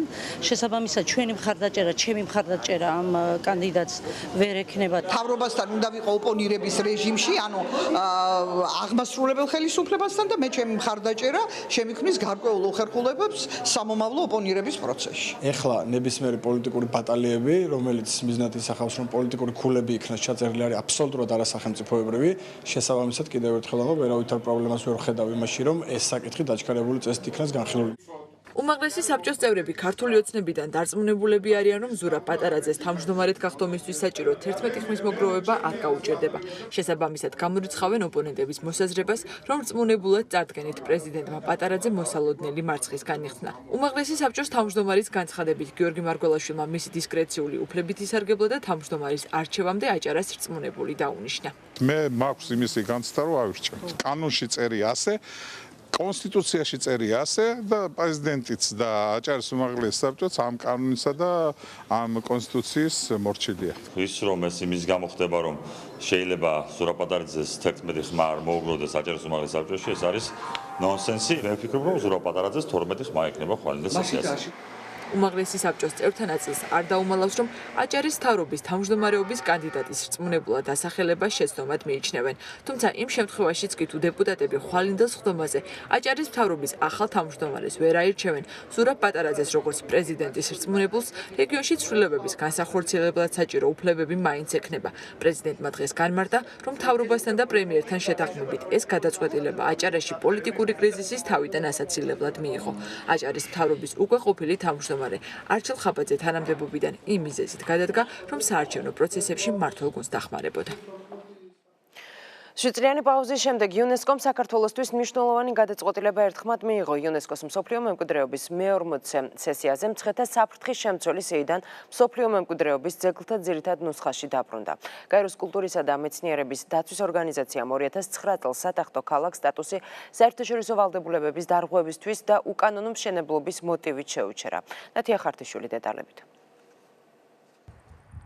სვეტიცხოვლის ტაძარი, სამთავროს დედათა მონასტერი. ჯვარი ეს ის ძეგლებია, რომლებმაც მცხეთა იუნესკოს მსოფლიოს კულტურული მემკვიდრეობის დაცვის სიაში დააბრუნა. მცხეთა უძველესი საქართველოს დედაქალაქი, უმდიდრესი არქეოლოგიური საცავი ჩვენი და მეორე იერუსალიმად წოდებული დედაქალაქი ნამდვილად იმსახურებდა მსოფლიო მემკვიდრეობის ნუსხაში დაბრუნებას. კულტურული მემკვიდრეობის დაცვის ეროვნული სააგენტოს წარმომადგენელი მანანა ვარძელაშვილი იმ სამუშაოების შესახებ საუბრობს, რაც მათ კულტურის სამინისტროსა და სხვადასხვა უწყებებთან ერთად 2 წლის განმავლობაში ჩაატარეს. ამბობს, რომ რეკომენდაციები, რაც ქართულ მხარეს ნუსხიდან ამოღების შემდეგ მიეცა, ძირითადად ურბანულ ისტორიულ უბნებში ყველანაირი მშენებლობისა და გასხვისების პროცესის შეჩერებას გულისხმობდა. მართალია სტატუსი აღდგა, მაგრამ ახლა მის შენარჩუნებაზე უნდა იმუშაონ. სასიხარულოა, რომ ბოლო წლებში კულტურული მემკვიდრეობის დაცვის საკითხები გაცდა მხოლოდ სფეროს მესვეურებს, როგორც უნდა ყოფილიყო წლების განმავლობაში და ეს პასუხისგებლობა გაიზიარეს სხვა შესაბამისმა სამინისტროებმა და უწყებებმა. ძალიან მნიშვნელოვანია, რომ მსოფლიო მემკვიდრეობის ნუსხაში ქვეყანა იყოს წარდგენილი წარმატებულად. საფრთხის შემცველი ძეგლების ნუსხიდან მცხეთა ძირითად ნუსხაში იუნესკოს მსოფლიო მემკვიდრეობის მე-40 კომიტეტის სესიაზე 21 ხმით არც ერთის წინააღმდეგ დაბრუნდა. გამომდინარე იქნა, რომ ამ რეკომენდაციების შესრულების კუთხით მნიშვნელოვანი პროგრესი იქნა მიღწეული, ასე ვთქვათ, მიღებული იქნა გადაწყვეტილება, რომ უკვე შესაძლებელია ძეგლისთვის ამ სტატუსის მოხსნა. რა თქმა უნდა, ჩვენ ამ რეკომენდაციების შესრულების კუთხით კვლავ უნდა განვაგრძოთ ძალიან აქტიური თანამშრომლობა, მუშაობა და საგარეო საქმეთა სამინისტრო და ამ შემთხვევაში იუნესკოს საქმეთა ეროვნული კომისია არის მუდმივ კოორდინაციაში. იუსტიციის სახლი, სვეტიცხოვლის მიმდებარე საინფორმაციო ცენტრი და არეალში არსებული ადმინისტრაციული შენობები. ეს იმ ნაგებობების არასრული ჩამონათვალია, რამაც ქალაქს 2009 წელს მსოფლიო მემკვიდრეობის სტატუსი დააკარგვინა. კულტურის სამინისტროს ინფორმაციით, ახლა მიწათსარგებლობის გენერალური გეგმის დამტკიცებაზე მუშაობაა მთავარი, რაც სამომავლოდ მსგავსი ინციდენტების თავიდან აცილებას უზრუნველყოფს. ამ დოკუმენტის სამუშაო ვერსია არსებობს და წარმოდგენილი არის. ეხლა ხდება ამ დოკუმენტის უკვე დახვეწა იმისათვის, რომ ის საბოლოოდ დამტკიცდეს. მორატორიუმი, რომელიც გამოცხადდა მთავრობის ადმინისტრაციის მიერ 2015 წელს, რომელიც ამ შემთხვევაში არეგულირებს სწორედ იმას, რომ ეს მშენებლობები, უკონტროლო მშენებლობები აღარ განხორციელდეს ადგილზე და პრაქტიკულად იქამდე სანამ მიწათსარგებლობის გენერალური გეგმა არ იქნება დამტკიცებული, ეს მორატორიუმი გაგრძელდება. მუშაობა მიმდინარეობს ჯვრის მონასტერზეც, რომლის მიმდებარე ტერიტორიაც ახლა თბილისის ადმინისტრაციულ საზღვრებში შედის. მალე ჯვარი მცხეთის სხვა კულტურულ ძეგლებს ოფიციალურად შეუერთდება.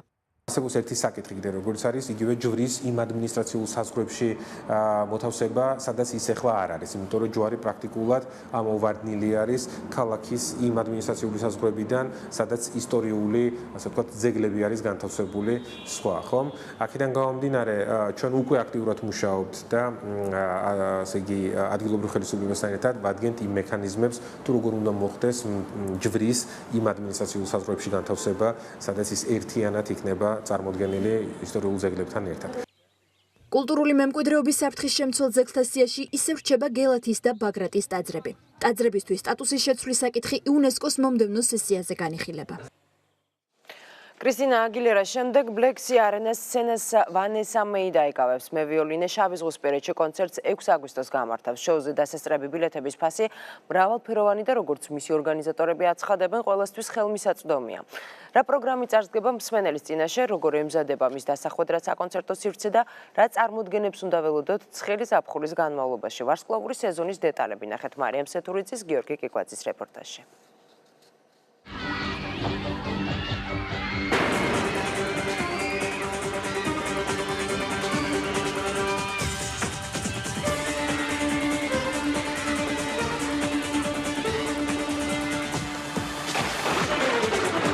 ამ გრანდიოზულ შოუ პროგრამას და ელექტრონული კლასიკის დედოფალ შავი ზღვის სანაპიროს უდიდესი სცენა 6 აგვისტოს უმასპინძლებს. მე ვიოლინე ვანესა მეი საქართველოს ბლექსი არენას პირველ სეზონზე კრისტინა აგილერას კონცერტის შემდეგ ესტუმრება. მსოფლიო მუსიკის ჯილდობრით ევორდსის ნომინაცია და 16 წლის ასაკში ჩაწერილი პირველი ალბომი, რომლის 2 მილიონზე მეტი ეგზემპლარია გაყიდული. სინგაპურელი ვარსკვლავი და ქართველი მსმენელი ერთმანეთს ერთ თვეში შეკვეთილში შეხვდება. ვანესა მეი ძალიან რთულად იღებს გადაწყვეტილებებს ამ თუ იმ ქვეყნებში ჩაატაროს კონცერტი. მიხარია რომ საქართველოსზე ძალიან მალე, ძალიან სწრაფად მივიღეთ თანხმობა. სხვათა შორის ეჭვი ნამდვილად არ შეუტანია ქართველი მსმენელის გემოვნებაში. უბრალოდ ნამდვილად გაუკვირდათ რომ აქტიურობა ამდენად დიდია და გაუკვირდათ რომ პირველივე სეზონზე ბლექსი არენის გახსნიდან მეორე კონცერტი სწორედ ვანესა მეის მოთხოვნა ჰქონდა.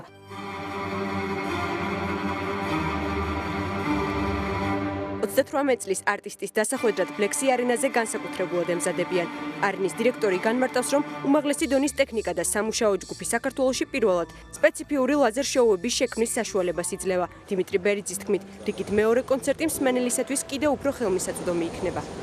ბილეთების ფასი იქნება 30 ლარიდან და მერყეობს დაახლოებით 200 ლარამდე. აქ არის სპეციალური შოუ, სპეციალური მოწყობილობებით, დეკორაციით. Klienat parteri არის დასაჯდომი 1200 კაცზე გათვლილი და ძირითად ნაწილში 6400 ადამიანი სულ დაახლოებით 8000-მდე ადამიანს დაიტევს. მუსიკალური ჩარტების მრავალგზის ლიდერთან მოლაპარაკებები 4 თვეზე მეთხას სწორედ ამ ოთახიდან მიმდინარეობდა. როგორც გაირკვა, დიდი ბრიტანეთის ვარსკვლავს ქართველი მსმენელის შესახებ ინფორმაცია არ ჰქონდა, თუმცა სცენის ტექნიკისა და ქართული ბაზრის გაცნობის შემდეგ მან საქართველოში ჩამოსვლის გადაწყვეტილება მიიღო. ანონსიდან ერთ დღეში უკვე ხოლმე ჩვენ Facebook-ზე იყო 500-მდე ახალი მესიჯი, 1000-მდე რაღაც ახალი პოსტი, გადაშერებების შესაბამისად, ანუ ძალიან ჩართულია და მოლოდინი ძალიან დიდი აქვს. კრისტინა აგილერასა და ვანესა მეის შემდეგ ბლექსი არენა ქართველი შემსრულებლების კონცერტს უმასპინძლებს, რის შემდეგაც 2030-ის ინფორმაციით შავი ზღვის სანაპიროს აგვისტოს ბოლოს როკ მუსიკის ვარსკვლავური ჯგუფი ესტუმრება. სეზონის სექტემბერში კი ფოლკლორული ფესტივალით დაიხურება. მუსიკალური პროგრამის ამ წლის ბიუჯეტი 7 მილიონ ლარს აღწევს, რომელსაც სრულად ფონდი ქართულ ფარავს. ფაქტი, რომ ეს პროგრამა მთლიანად ფონდის მიერ იქნა დაფინანსებული, აძლევს სახელმწიფო საშუალებას იმისა, რომ გადაიბაროს დარბაზი ყველანაირი პრობლემის გარეშე და პირველივე წლიდან მიიღოს შემოსავალი და სარგებელი. 9 წლიანი მშენებლობის შემდეგ ბლექსი არენა მაყურებელს ვარსკვლავურ სეზონს უმზადებს. სცენას საზეიმოდ პოპ ვარსკვლავი კრისტინა აგილერა გახსნის. ვანესა მეი კი არენაზე რიგით მეორე კონცერტს ჩაატარებს. ელექტრონული კლასიკის კონცერტზე დასასწრები ბილეთები 18 ივლისს დილის 9 საათიდან TicketJet-ზე გაიყიდება. ახლა რეკლამის შემდეგ რატომ აფრთხილებენ ბანკები მოქალაქეებს? შეიძლება თუ არა თქვენი პერსონალური მონაცემები მესამე პირის ხელში აღმოჩნდეს და რა საფრთხეს შეიძლება ეს შეიცავდეს, დაგველოთ.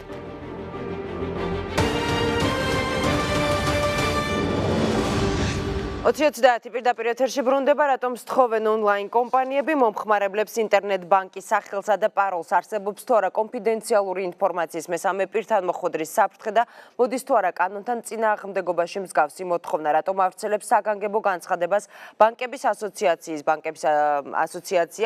ასოციაციის აღმასრულებელი დირექტორი გიორგი ცუცქირიძე უპასუხებს ჩვენ შეკითხვებს და აქვე კიდევ ერთი ინფორმაციისთვის დღეს ჩვენ დავუკავშირდით ონლაინ სესხების გამცემ იმ კომპანიებს კომპანიებს, რომლებსაც ერთ-ერთი მომხმარებელი ჩვენთან ინტერვიუში ასახელებს და რომელთან დაკავშირებითაც ჩვენი ინფორმაციით პერსონალურ მონაცემთა დაცვის ინსპექტორი მოკვლევას აწარმოებს, თუმცა მათ როგორც კომენტარის გაკეთებაზე, ასევე ეთერში სტუდიაში მოსვლაზე უარი მიზეზით განაცხადეს, რომ დღეს მათ დაგეგმილი ჰქონდათ სხვა შეხვედრები და გადაცემაში მონაწილეობას ვერ შეძლებდნენ. ბატონო გიორგი, მოგესალმებით, ძალიან დიდი მადლობა, რომ თქვენ მოახერხეთ და დაგვითმეთ დრო და იმყოფებით ჩვენთან სტუდიაში.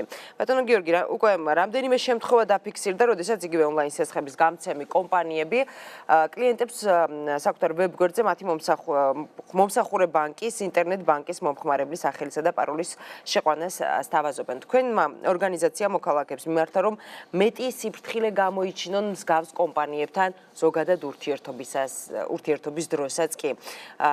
რა გახდა აი ამ მოწოდების საფუძველი, თუ შეგიძლიათ გითხრათ და თქვენ პირადად კონკრეტული ფაქტების შესახებ გაქვთ თუ არა ინფორმაცია? კიდევ ერთხელ მოგესალმებით. პირველ რიგში უნდა აღვნიშნო, რომ ზოგადად მესამე პირისთვის კონფიდენციალური ინფორმაციის გადაცემა ისედაც არის მიზანშეუწონებელი. მით უმეტეს თუ საუბარია საბანკო ანგარიშებზე და ინტერნეტ ბანკის მონაცემებზე, ეს არათუ მიზანშეუწონებელი, მე ვამბობ, მიუღებელიც არის. არანაკლებ მიუღებელია, როცა მესამე პირი ამ შემთხვევაში სწრაფის სესხის მომსახურების კომპანია კლიენტს ან პოტენციურ კლიენტზე აქვს საუბარი, ანუ სესხებელს თხოვს ამ ტიპის ინფორმაციის მისთვის გადაცემას. ეხლა მიზეზი შეიძლება გასაგები იყოს, რომ მას აინტერესებს კლიენტის ანგარიშები, ანუ ეს არის მისი იდენტიფიკაცია მოახდინოს და მოახდინოს ამ პირის, ესე ვთქვათ, ანგარიშების რეალობა.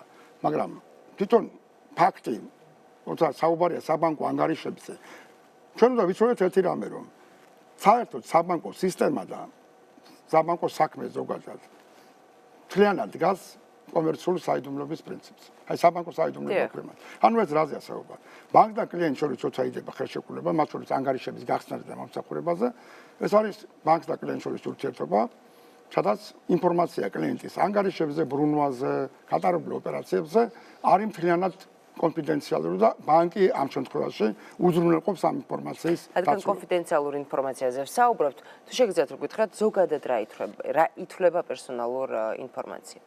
პერსონალურ ინფორმაციად ამ შემთხვევაში ითვლება ამა თუ იმ პირის საბანკო ანგარიში და მისი ანგარიშებზე ცდომა. ანუ რა ბრუნვა აქვს, რა ოპერაციები ქონდა, ანუ ყველა ის ისტორია, ესე ვთქვათ, რომელიც არის კონფიდენციალური და ამ ინფორმაციას კიდევ ერთხელ ვამბობ, ატარებს ბანკი, მაგრამ ხელშეკრულების საფუძველზე ბანკი იცავს ამავდროულად მომხმარებელს ამ ინფორმაციის გარე გაჟონვისგან. ამიტომ არის ბანკებში სპეციალური დეპარტამენტი უსაფრთხოების და ბატონო გიორგი, ხომ არსებობს კრედიტ ინფო, სადაც ხდება ამ მონაცემების გადამოწმება? ესეც ხომ ფაქტია? რომელი მონაცემების? პერსონალური კრედიტ ინფოში რა მონაცემები არსებობს? კრედიტ ინფოში, როცა ხდება, აი მაგალითად, უნდა ადამიანს სესხის აღება. დიახ. ამ შემთხვევაში ბანკი ამოწმებს მის მონაცემებს კრედიტ ინფოში. იქ რა მონაცემებია? სესხი რომელ ბანკებში აქვს აღებული, კი არ წერია, რომ ამაზე ეს და ეს ანგარიში აქვს. ანუ რა რაოდენობით სესხი აქვს აღებული, არის თუ არა ეს მოცემული? ზოგადად ორი სია არსებობს, უნდა განმარტო. ზედა რაც ბანკს აინტერესებს, ეს არის პრობლემური სესხებლების, ანუ შავი და თეთრი სია და არის მეორე სუფთა, ანუ თეთრი სია. აი ეს აინტერესებს ძირითადად ბანკს, რომ ეს პირი არის კაი გადამხდელი თუ არ არის კაი გადამხდელი. ეს არის პირველი ფაქტი. მეორე ბანკს აინტერესებს, შეიძლება იყოს კაი გადამხდელი, მაგრამ მას ქონდეს ჭარბვალიანობის პრობლემა. აი რამდენიმე ბანკში ქონდეს სესხი. ამ შემთხვევაში ბანკი პირისგან, როცა ბანკი გაცემს ეს მოქმედი კანონმდებლობის შესაბამისად, ითხოვს ცნობას სახელფასო ამონაწერზე. ეს ამონაწერი შეიძლება სხვა ბანკში ქონდეს მას ხელფასი და როგორც წესი ბოლოს 3 თვის მონაცემს ითხოვს. მაგრამ აქაც საუბარი არა ანგარიშზე კონკრეტულად და მის ანგარიშის თომაზე, არამედ იმ თანხებზე, რომელიც აისახება მის ანგარიშში. აი, ვთქვათ, ყოველთვის 15 რიცხვში ერიცხება ესა და ეს თანხა. ეს არის ბანკისთვის მონაცემი, რომელსაც შემდეგ ის იყენებს ამ პირის კრედიტულობის შესაფასებლად. აი, რა ზომის სესხი გაწევს, რა ვადით გაწევს და ასე შემდეგ. ეს ძირითადად ბატონო გიორგი, თუ შეგიძლიათ რომ განუმარტოთ მოსახლეობას, როგორ და რანაირად უნდა დაიცვას საკუთარი პირადი ინფორმაცია და მონაცემები? ყველაზე კარგი დაცვის გარანტია თვითონ მოსახლეობისთვის არის, რომ არავის არ უნდა მისცეს, არც მის ახლობელს სხვათა შორის. აი ხშირად არის, რომ საკრედიტო ბარათი ვიღაცას პატხოვე. ესეც კი დაუშვებელია, რომ თუნდაც ახლობელს ან ნაცნობს თუნდაც რა მიზნით, იცი, აი არის ხოლმე ეს ბანალური შემთხვევები, რომ აი რაღაც თანხა მჭირდება და აი მოგცემ ბარა და შენ თვითონ მოგცემი. ესეც კი დაუშვებელია, იმიტომ რომ ამ შემთხვევაში შენ გადაცემ მას კოდს. რომელთაც ნებისმიერ შეუძლია შევიდეს და ნახოთ თქვენ ბანკის. თუმცა ამ კოდის შეცვლა შესაძლებელია რამდენიმე წუთში. რა თქმა უნდა, მე შეუძლია ბანკის ეს კოდი შეცვალოს, მაგრამ საერთოდ პრინციპი ამ ტიპის ურთიერთობის არის მიუღებელი. ამიტომ ვამბობ, რომ ყველაზე კარგი დაცულობა არის რომ იმიტომ ქვია კონფიდენციალური ინფორმაცია. ანუ საიდან მოდის თვითონ ეს გაგება? იქიდან მოდის რომ ეს ინფორმაცია არის დახურული და არ არის არ უნდა იყოს ხელმისაწვდომი მესამეპირები.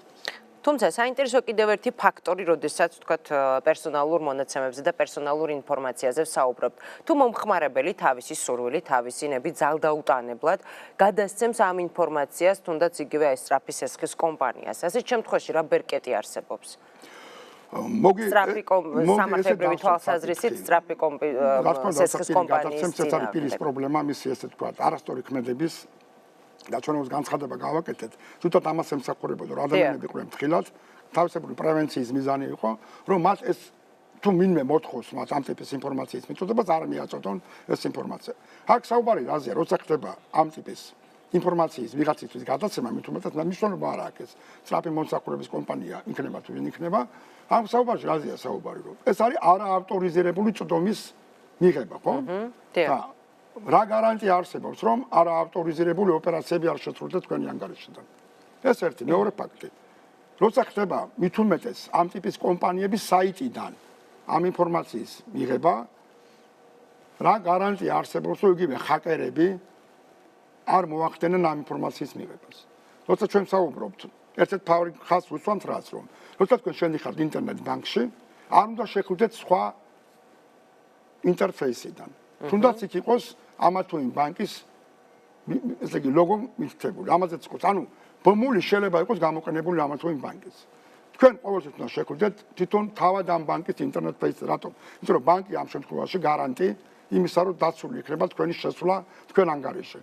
აი ამაზეა საუბარი. მით უმეტეს კიდევ ერთხელ ვიმეორებ, რომ თავად კლიენტი შეიძლება თვითონ აშავებდეს რაღაცას, აი იყოს გაუთუცნობიერებელი და არ ესმოდეს რაც ჩადის. მაგრამ მე რომ მკითხოთ, რაც არის სერიოზული თავის ნება, მაგრამ თქვენ საუბრობთ საფრთხეებზე. საფრთხეებზე, მაგრამ საქმე უფრო მეცაც ვიტყვი მე, არა მარტო საფრთხეებზე. თავად კომპანიას რა არ აქვს უფლება მე რომ მკითხოთ, აიძულოს კლიენტი, რომ მან მიცეს მას თავისი საიდუმლო ინფორმაცია. ამ შემთხვევაში საუბარია ინტერნეტ ბანკის მონაცემებზე, ხო, სახელზე და პაროლზე. როგორ სურვილიც არ უნდა იყოს, რომ მას სურდეს მისი თქვა კრედიტნოარიანობის შეფასება. ანუ ნახოთ მისი ანგარიში. თუმცა, აი, როდესაც ამას ამბობთ, აუცილებლად გკითხავთ, ბუნებრივია, რომ იგივე ბანკებისგან განსხვავებით, აი, ონლაინ კომპანიები არიან რეგულაციის გარეთ. ანუ მათზე არაფერი არ ვრცელდება. ასეთ შემთხვევაში პასუხისმგებლობა, ანუ რა ფორმით შეიძლება ამ კომპანიებს დაეკისროთ? ან შესაძლოა თუ არა დაეკისროთ, თუნდაც იგივე რაღაც გარკვეული გაუგებრობის შემთხვევაში. რა თქმა უნდა, თავიდან უნდა აღვნიშნოთ ერთი რამე, რომ ზოგადად ამ ტიპის კომპანიების მომრავლება შენიშნება არა მარტო საქართველოში, არამედ ძირითადად ჩვენაირი ტიპის ქვეყნებში, როგორც წესი პოსტსტატუსტო ქვეყნებში. ეს ბევრ ფაქტორთან არის დაკავშირებული, მასშტაბით დაკავშირებული არის ეკონომიკურ სიტუაციასთან და მეორე პრობლემა, რომელიც აქ დგას რასთან, რომ ესენი არიან აბსოლუტურად გასული რეგულაციიდან. ჩვენ საუბრობთ საბანკო სისტემაზე. ეს არის ყველაზე მკაცრად რეგულირებული სფერო. საუბარი იმაზე კი არა, რომ მხოლოდ ბანკები არიან ლიცენზირებულები. ანუ ზედამხედველობა საბანკო სისტემის არის ძალიან მაღალ ხარისხზე აყვანილი. აქ საუბარი ეხება ყველა პარამეტრს, რომელიც დაკავშირებული არის საბანკო ურთიერთობასთან. რაც შეეხება აი ამ ონლაინ სესხების კომპანიებს, ეს რეალურად დიდი ნაწილი, ან ნაწილი ყოველ შემთხვევაში, ეს არის ფაქტობრივად ფიზიკური პირები, რომლებიც ინტერნეტ ფეისის გამოყენებით ახორციელებენ საკუთარ რაც გულისხმობს იმას, რომ მათ ვერანაირი პასუხისმგებლობა ვერ დაეკისრება. ხო, ფაქტობრივად ეს არის ორ პირს შორის, ესე ვთქვათ, სასეცხებო ურთიერთობა. აი ინტერნეტი რომ მოვაცილოთ რა არის, რომ ადამიანმა აიღო მეორე ადამიანისგან სესხი. აი დაახლოებით წარმოვიდგინოთ ეს სიტუაცია, რომ თქვა ინტერნეტი არის ამ შემთხვევაში სესხის ესე იგი გაცემის ფორმა. ანუ გამოყენებული არის ინტერნეტ ტექნოლოგიები. ამიტომ პირველი რაც, მაგრამ მეორე საკითხია, რომ ამ ტიპის კომპანიების მიერ დაფინანსება ადამიანების, ანუ პორტფელი იზრდება. ამასთანავე ჩვენ ვიცით, რომ საკმაოდ მაღალ პროცენტებში გაცემენ ისინი სესხებს, რომელიც საშუალო საპროცენტო განაკვეთზე 10-ჯერ მეტიც კი არის და გარკვეულ სოციალურ ტვირთსაც ატარებს ამ ტიპის ვალების აღება, მით უმეტეს ჭარბვალიანობის შემთხვევაში. ამიტომ მე მიმაჩნია, რომ აქ აკრძალვაზე არ არის საუბარი, ხას უსვამ ამ ტიპის კომპანიების, რადგან მათი პორტფელიც იზრდება, ანუ რა გამოდის, რომ საკრედიტო ბაზარზე არის რაღაც სეგმენტი, რომელიც არ კონტროლდება და რეგულირდება. ამიტომ უნდა მოხდეს გარკვეული როგორ და რა რეგულაციის ფორმით უნდა მოხდეს მათი დარეგულირება და რა ფორმა შეიძლება შემოიტანონ და რაზე შეიძლება იფიქროს ხელისუფლებამ. ამას ბუნებრივია მათ ვკითხავ, როდესაც იქნებიან ისინი პირდაპირ ეთერში და ოდნავ მოგვიანებით ვისაუბროთ. მანამდე მე მაინტერესებს თქვენ თავად მიმართეთ თუ არა ოფიციალურად იგივე ონლაინ კომპანიებს თუ რატომ და რაში სჭირდებათ ის პერსონალური ინფორმაცია, რასაც ისინი ითხოვენ მომხმარებლისგან. სხვათა შორის ჩვენ რო გავაკეთეთ განცხადება, ეს იყო მიმართული მომხმარებელზე და კლიენტებზე და გავაფრთხილეთ ნებისმიერი პიროვნება, რომ მან თავი შეიკავოს და არ გააკეთოს ესეთი ნაბიჯი, ანუ არ გადაცეს მესამე პირს მისი კონფიდენციალური ინფორმაცია. ამავდროულად, რა თქმა უნდა, ჩვენ მეორე წერილი გავაგზავნეთ თავად ონლაინ, სწრაფი ონლაინ სეცხების კომპანიებში, სადაც ამ წერილში იყო ჩვენი ესე ვთქვათ, მოთხოვნა, რომ ამ ტიპის ინფორმაციის მოთხოვნა კლიენტებისადმი არის მიუღებელი და ჩვენ ვაინტერესებდა მათი, ასე ვთქვათ, რეაქცია. სხვა შორის რამდენიმე დაგვიკავშირდა ჩვენ და გვითხარით, ისინი ამ პრაქტიკას არ მიმართავენ. ანუ მათთვის გასაგებია ეს პრობლემა, მაგრამ ისინი არ იყენებენ ამ პრაქტიკას. მაგრამ აქ ხას რას უსვამ მე? აქ საუბარი არ არის იმაზე, რომ ვთქვათ 40 თუ 50. აი, როცა მე ვსაუბრობ გარკვეულ რეგულაციაზე, ჩვენ ხო ვიცით რამდენი ბანკი არის საქართველოში. თუ აღრიცხულია. ასევე ჩვენ ვიცით რამდენი მიკროსაფინანსოა, ხო სწორია? დიახ. მაგრამ რამდენი ონლაინ სეცხების კომპანია მე მაგას ვერ გეტყვით. ამიტომ მე რის თქმა მინდა, რომ ეს ფაქტორი არის გასული ამ ყველა სამართლებრივ სივრციდან. მათ მოგწერეს საფასუხო წერილი ბატონო გიორგი და აღნიშნეს, რომ ეს არის მიუღებელი მათთვის, მათი საქმიანობის. ისინი არ იყენებენ ამ პრაქტიკას, მაგრამ მე ხას უსვამ, რომ აქ რამდენი არის, ისიც არ ვიცით რაოდენობა. და მეორე, ერთი შემთხვევაც რომ იყოს, არ აქვს მნიშვნელობა, რომ რამდენია ესეც არის უკვე პრეცედენტი დაშლა. იმ კომპანიამ თუ გიპასუხათ წერილზე, თუ გამოგიგზავნეთ საფასუხო წერილი, რომელიც იყენებს, არც ერთს არ მოუწერია, რომ ის იყენებს ამ პრაქტიკას. აი, ვისაც ჩვენ მივწერეთ და კიდევ ერთხელ გეუბნებით. მიწერეთ მას, ვინც ამას იყენებს ამ პრაქტიკას. ვინც ამას იყენებს კი არ მივწერეთ, ყველას მივწერეთ ჩვენ. ჩვენ ვარ ვიცით რომელი იყენებს, ჩვენ მივწერეთ ყველა ონლაინ სეცხების კომპანიას, რომელიც ჩვენ ვიცით რომ არის ბაზარზე. ანუ ინფორმაცია რომელიც ჩვენ გვაქვს, ანუ თქვენ არ გაქვთ ინფორმაცია რომელი კომპანია იყენებს? ვერ გეტყვით მე რომელი ითხოვს, მოდით ასე ვთქვათ, პერსონალური ეს ინფორმაცია როგორ გაჟღერდა მე გეტყვით. როცა ამარ თუ იმ კლიენტს მიმართა, ამარ თუ იმ კომპანიამ, კლიენტი დაინტერესდა რამდენად არის მიზანშეწონილი ინფორმაციის გადაცემა. როგორ გაჟღერდა მე მაინტერესებდა თქვენ გქონდათ თუ არა ინფორმაცია. კარგით. როგორ უნდა დარეგულირდეს ეს ბაზარი? თქვენ თავად როგორ ფიქრობთ? მე მიმაჩნია რომ თავის დროზე როგორც მიკროსაფინანსოების რეგულაცია მოხდა ისევე უნდა მოხდეს. მაგალითად მიკროსაფინანსო ორგანიზაციები დღეს მართალია იმ დონის რეგულაცია და მოთხოვნები არ აქვს დამხმარებლობის როგორც ბანკებს.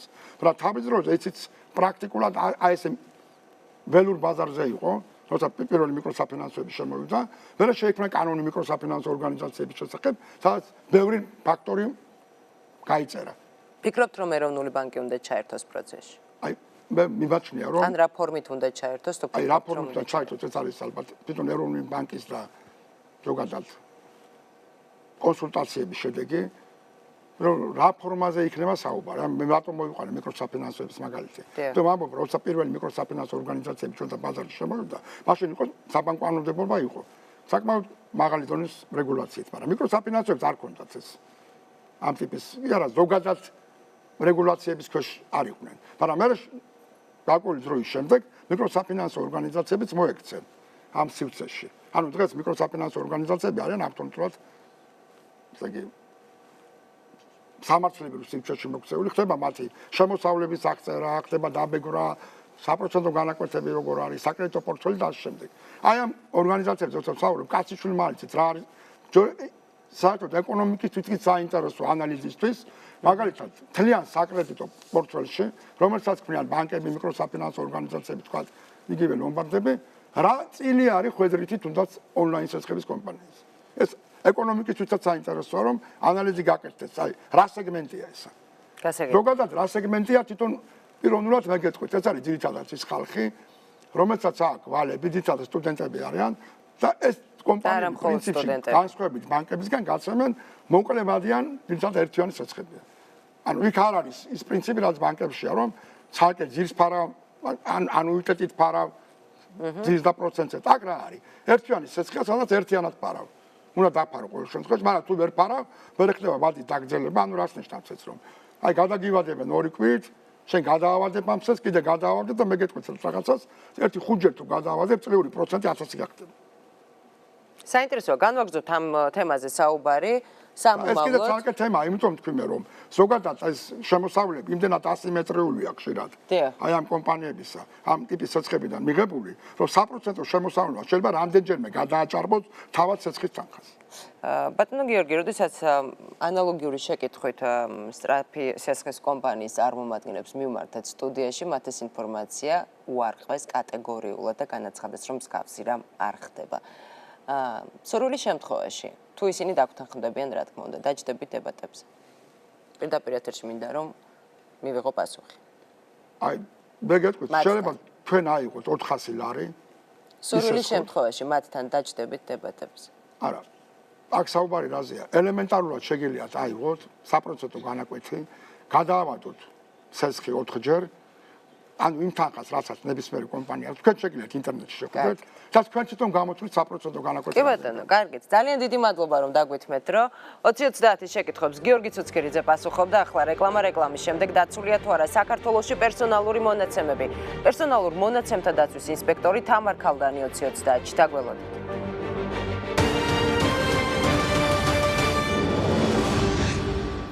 20-30 პირდაპირ ეთერში ბრუნდება არის თუ არა კანონიერი ონლაინ კომპანიების მიერ მომხმარებლებისთვის პერსონალური მონაცემების მოთხოვნა და რამდენად ხშირად მიმართავენ მოქალაქეები პერსონალურ მონაცემთა დაცვის ინსპექტორს ამ საკითხზე.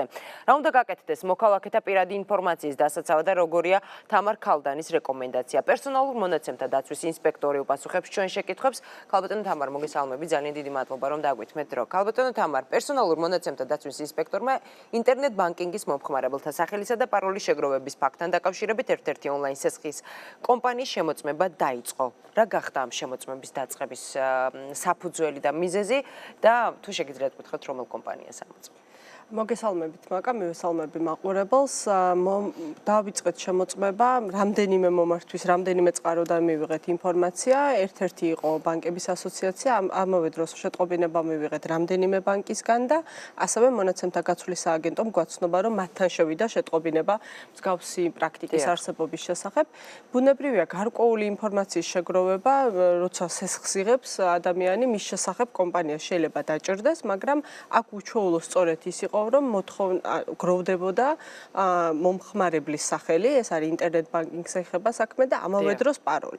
ჩვენ ძალიან კარგად ვიცით, რომ ასეთი ტიპის ინფორმაცია არის მკაცრად კონფიდენციალური, აქედან გამომდინარე აუცილებლად უნდა შევაფასოთ, ერთი რამდენად მასიურია ასეთი რამ, მეორე რამდენად არის ამ მონაცემების უსაფრთხოება დაცული, იმიტომ რომ დღეს ჩვენს ხელთ არსებული ინფორმაციით შესაძლოა არსებობდეს რისკი, რომ მონაცემები აქ კი არა სხვა ქვეყანაში გროვდებოდეს საერთოდ და ამავე დროს ბუნებრივია გვაინტერესებს რამდენად ადეკვატური და პროპორციულია, ანუ ზედმეტად ხომ არ ხდება და დიდი ეჭვი არსებობს, რომ ეს არის ძალიან დიდი დოზით ისეთი ინფორმაციის შეგროვება, რომელიც წესით არ უნდა ჭირდებოდეს. ამავე დროს ეს პრაქტიკა არ არის ყველგან გავრცელებული, ანუ ყველა ონლაინ სესხის გამცემი კომპანია ამ პრაქტიკას არ იყენებს და ეს არის ვთქვათ ახალი მეთოდი, რომელიც ალტერნატივის სახით გამოიყენა ერთ-ერთმა კომპანიამ. ჩვენ შეგნებულად არ ვამბობთ სახელს, რომლის შემოწმებასაც ვახორციელებთ, თან განსხვავდება, ანუ მისი რეალური სახელი, ესე ვთქვათ, ბრენდული სახელისგან და რამდენიმე მიზეზის გამო. ერთი რომ ბუნებრივია საკითხი შესწავლის პროცესია და ჩვენ წინასწარ დასკვნებს ვერ გავაკეთებთ, ანუ საკითხი თავის ვერ გავასაჯაროებთ, იმიტომ რომ სწავლობთ საკითხს და არ გვინდა რომ ესე ვთქვათ, მათთვის ზიანის მომტანი იყოს და მეორე ამავე დროს არ ვართ დარწმუნებული, რომ ეს შეიძლება იყოს ერთადერთი კომპანია, არსებობს ასევე ვარაუდი იმის შესახებ და სწორედ ამიტომ მივმართეთ მოქალაქეებს, თხოვეთ შეეტყობინებინათ ჩვენთვის ვინმესთვის ხო არ მიუწოდებიათ მსგავსი ტიპის ინფორმაცია, არ არის გამორიცხული, რა თქმა უნდა, შეიძლება სხვა კომპანიების მხრიდანაც, ან კერძო პირების მხრიდანაც კი ხდებოდეს მსგავსი მონაცემების შეგროვება. სწორედ ამიტომ არის, ესე ვთქვათ, ჯერჯერობით არ მიგვაჩნია მიზანშეწონილად სახელის დასახელი.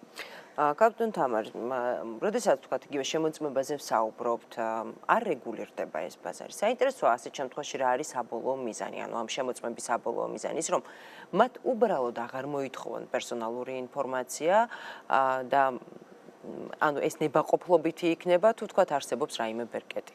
სხვათა შორის ის რომ თავისთავად ონლაინ სესხების საკითხი, ესე ვთქვათ, არ რეგულირდება გარკვეულწილად. ეს არ ნიშნავს, რომ კანონი თუნდაც პერსონალური მონაცემების დაცვის შესახებ ან სხვა კანონები, მაგალითად იგივე შრომის კოდექსი და სხვა სამოქალაქო კოდექსი და ასე შემდეგ მასზე არ ვრცელდება. უბრალოდ მათ არ აქვთ ისეთი ტიპის რეგულაციები, როგორც მაგალითად აქვთ საბანკო სექტორს, მიკროსაფინანსო სპეციალური რეგულაციები, თორემ მოქმედი კანონმდებლობა თავისთავად მათზე ვრცელდება, ისევე როგორც ვთქვათ სამოქალაქო კოდექსი, ადმინისტრაციული პასუხისმგებლობა შეიძლება დაეკისროთ და ასე შემდეგ. ასე რომ თლად პერსონალური მონაცემების ნაწილში მინიმუმ ეს სფერო დაურეგულირებელი ნამდვილად არ არის. თუ კი დადგინდა, ბუნებრივია რომ ადგილი აქვს მონაცემების არაპროპორციულად დიდი მოცულობით შეგროვებას, ან შეიძლება ამ მონაცემების უსაფრთხოება სათანადო დონეზე არ არის უზრუნველყოფილი, ბუნებრივია შეიძლება მათ დაეკისროთ როგორც ესე ვთქვათ, კანონით გათვალისწინებული სანქცია, ასევე დაევალოთ იმ მონაცემების წაშლა, მოგროვებული მონაცემების წაშლა და ასევე შესაბამისი დაცვის გარანტიების უზრუნველყოფაც. კალბზენ თამარ, თუ შეგიძლიათ გითხრათ, თეორიულად ბუნებრივია ჯერ არ არის დასრულებული ის, რასაც თქვენ ახორციელებთ იმ კონკრეტულ კომპანიასთან მიმართებაში. რა შეიძლება იყენებდეს ონლაინ კომპანია პირად პერსონალურ მონაცემებს? სავარაუდო მიზანი არის მათი მხრიდან შეამოწმონ მხოლოდ გადამოწმებასთან არის კავშირი. გადამოწმება არის სავარაუდოდ მიზანი, თუმცა ჩვენ ძალიან კარგად უნდა გვესმოდეს განსაკუთრებით იმ შემთხვევაში, თუ მონაცემები საერთოდ სხვა ქვეყანაში მოხვდება, საერთოდ თანამედროვე ეპოქის ერთ-ერთი მთავარი გამოწვევა არის სწორედ კიბერ, ესე ვთქვათ, უსაფრთხოება და მონაცემების დაცვა. აქედან გამომდინარე, როდესაც ესა თუ ის კომპანია არ არის აქ მარტო ონლაინ სესხების კომპანიაზე საუბარი, გადაწყვეტს, რომ შეაგროვოს მონაცემები, რომელიც მაღალი დაცვის ხარისხით და მაღალი კონფიდენციალობის ხარისხით სარგებლობს, ასეთ შემთხვევაში აუცილებელია სათანადო უსაფრთხოების ომების გატარება, იმიტომ რომ თეორიულად მე მართლა არ მინდა რომ ესე ვთქვათ შევაშინოთ ჩვენი მოსახლეობა საკითხის შესწავლის პროცესში და ჩვენ ყველაფერს გავაკეთებთ იმისთვის, რომ მალე დავასრულოთ და სიცხადე მალე შევიტანოთ ამ საკითხში, მაგრამ ორი რისკი არსებობს. პირველი, ანუ ისეთ მონაცემებზე წვდომა, რომელიც იმ კონკრეტული მიზნისთვის საჭირო არ არის, მაგალითად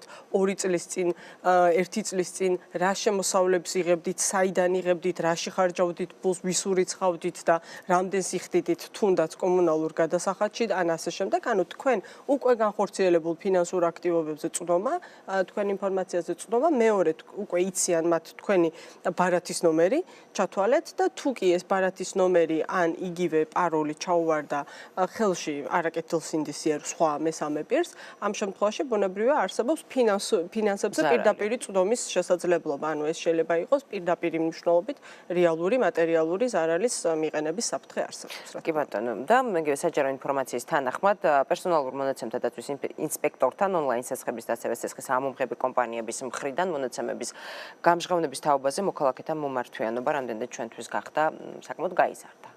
რა ტიპის დარღვევებზეა საუბარი, თუ შეგიძლიათ? ძირითადი დარღვევები, რომელიც ამ ეტაპზე არის გამოვლენილი და რამდენიმე შემთხვევაში იყო, როდესაც სესხის ამომღებ კომპანიებს უფრო მეტად ეხება ეს საკითხი, ისინი სესხის ამოღების მიზნით ფინანსურ ინფორმაციას უმჟღავნებენ, მათ შორის სესხის არსებობის შესახებ, რამდენი აქვს სესხი და ასე შემდეგ, უმჟღავნებენ ისეთ პირებს, ვისგანაც რეალურად ისინი სესხს ვერ ამოიღებენ. ყოფილა შემთხვევები, როდესაც ეს სესხის შესახებ ინფორმაცია გაუმჟღავნებია თანამშრომლებისთვის, მეზობლებისთვის, ნათესავებისთვის, ოჯახის წევრებისთვის და ასე შემდეგ. ბუნებრივია ხა ყველას ფინანსური მდგომარეობა არის მისი საქმე. რა თქმა უნდა, როდესაც ადამიანს აქვს ვალი, მას აქვს ვალდებულება რომ გადაიხადოს და შესაბამისად ფული დააბრუნოს და კომპანია შეიძლება კონდეს ლეგიტიმური ინტერესი ამ პირისგან მოითხოვოს მისი კუთვნილი თანხის დაბრუნება, მაგრამ არ უნდა ხდებოდეს გასაჯოროება ამ ინფორმაციის სხვა პირებისთვის ხელმისაწვდომად გახდომა ამ ინფორმაციის და იმ სახელშეკრულებო ურთიერთობით უნდა იმოქმედოს კომპანიამ, რომელშიც ის არის და როგორც წესი ხელშეკრულებაში წერია, რომ ეს ინფორმაცია კონფიდენციალურია და არავისთვის არ გახდება ხელმისაწვდომი, მაგრამ პრაქტიკაში აღმოჩნდა შემთხვევები, განსაკუთრებით, როდესაც სესხის გამომღები კომპანიები ეძებენ რა ამ ადამიანს და ცდილობენ რა მისგან დაიბრუნონ ფული, ერთ-ერთ შემთხვევაში მაგალითად თანამშრომლებისთვის მოხდა ასეთი ინფორმაციის გამჟღავნება, რაც ადამიანებს უქმნის მინიმუმ დისკომფორტს.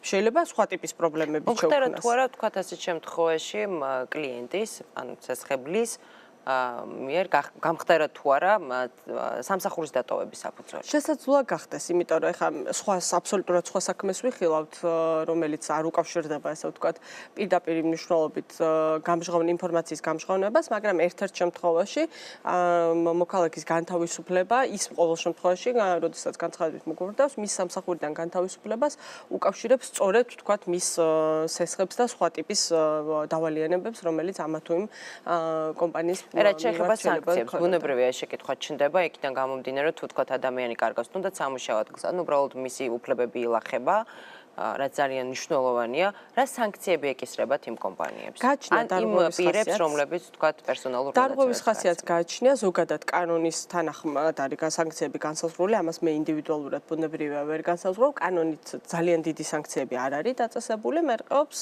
მაქსიმალური სანქცია, რომელიც შეიძლება დაეკისროს, ოღონდ არა ამ კონკრეტულ შემთხვევაში არის 10,000 ლარამდე, ზოგადად, რაც პერსონალური მონაცემების დაცვის შესახებ კანონით არის განსაზღვრული. შეიძლება იყოს 500, 1000, 2000 ლარი გააჩნია და დარღვევის ხასიათს, ასე ვთქვათ. გასაგები. ძალიან დიდი მადლობა, რომ დაგვეთმეთ, რომ მე ძალიან დიდი იმედი მაქვს, რომ უფრო ვრცლად ვისაუბრებთ სამომავლოდ და ვნახავთ ჩვენთან სტუდიაში სტუმრად. 20-30 შეკითხვებს თამარ ქალდანი პასუხობდა, რეკლამის შემდეგ კულტურული მემკვიდრეობის დაცვის ეროვნული სააგენტოს დირექტორი. დაგველოდით.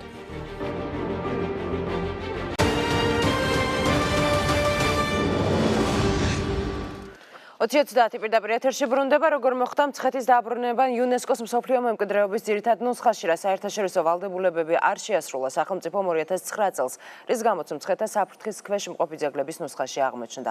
რა ვალდებულებების შესრულება მოხდა სახელმწიფოს ბოლო წლების განმავლობაში.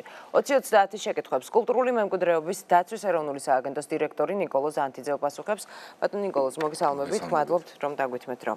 ბატონ ნიკოლოზ, იუნესკოს მსოფლიო მემკვიდრეობის კომიტეტმა მცხეთის ისტორიული ძეგლების საფრთხის ქვეშ მყოფი ძეგლების ნუსხიდან ამოიღო და მსოფლიო მემკვიდრეობის ძირითად ნუსხაში დააბრუნა. კომიტეტის მე-40 სესიაზე იმყოფებოდა ქართული დელეგაციაც.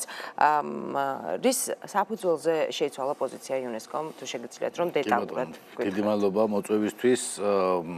პირველ რიგში მივესალმები საზოგადოებას და მიულოცავ მართლა ამ დიდ გამარჯვებას. ეს არის მთელი ქვეყნის გამარჯვება და ყველას დიდ მადლობას ვეუბნები ყველა ინსტიტუციას, ვინც ჩართული იყო ამ უმნიშვნელოვანეს პროცესის ბოლომდე მიყვანაზე.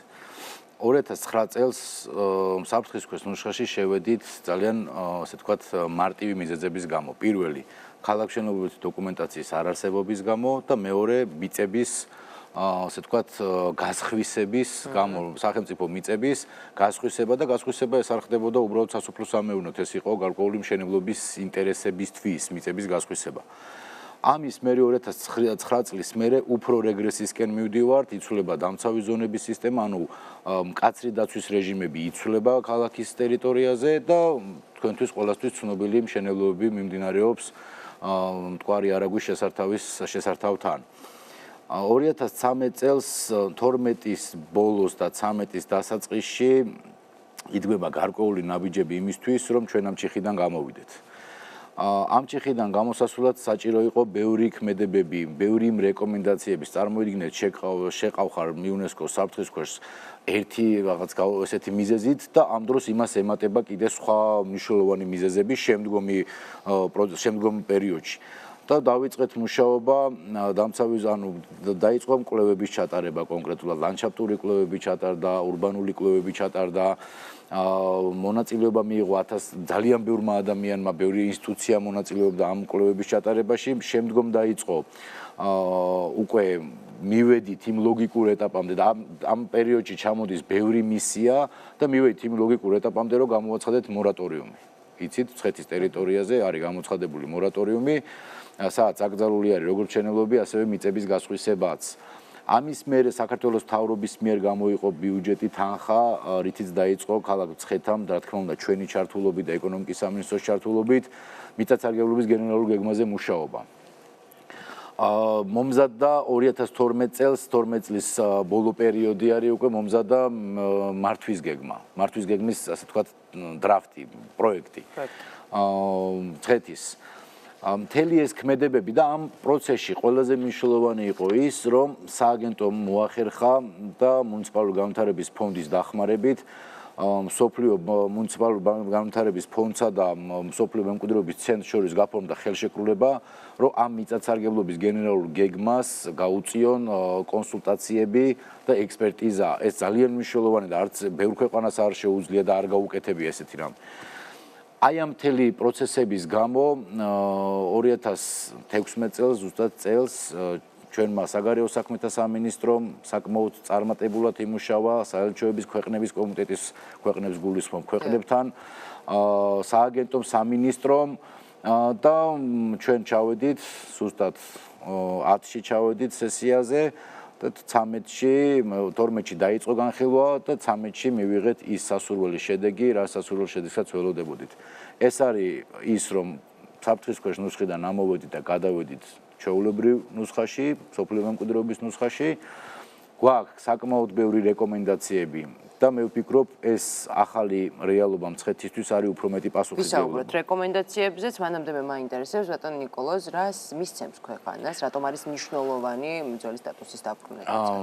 ეს მნიშვნელოვანია, იმიტომ რომ ჩვენ ვართ ცივილიზებული სამყაროს წევრები. ჩვენ არ ვექცევით ძეგლებს, როგორც ის ქვეყნები, სადაც რომელი ქვეყნების ძეგლებით საფრთხის ქვეშ არის. და ჩვენ დეკლარირებული გვაქვს კულტურული მემკვიდრეობის დაცვა, მოვლა, პატრონობა.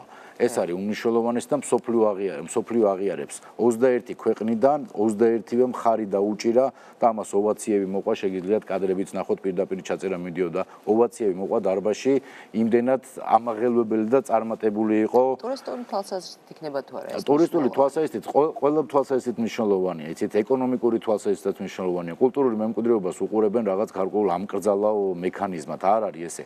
კულტურული მემკვიდრეობა და ეკონომიკა არის თითქმის განუყოფელი ნაწილი. სწორედ კულტურული მემკვიდრეობის მენეჯმენტით შესაძლებელია ეკონომიკის გაზრდაც.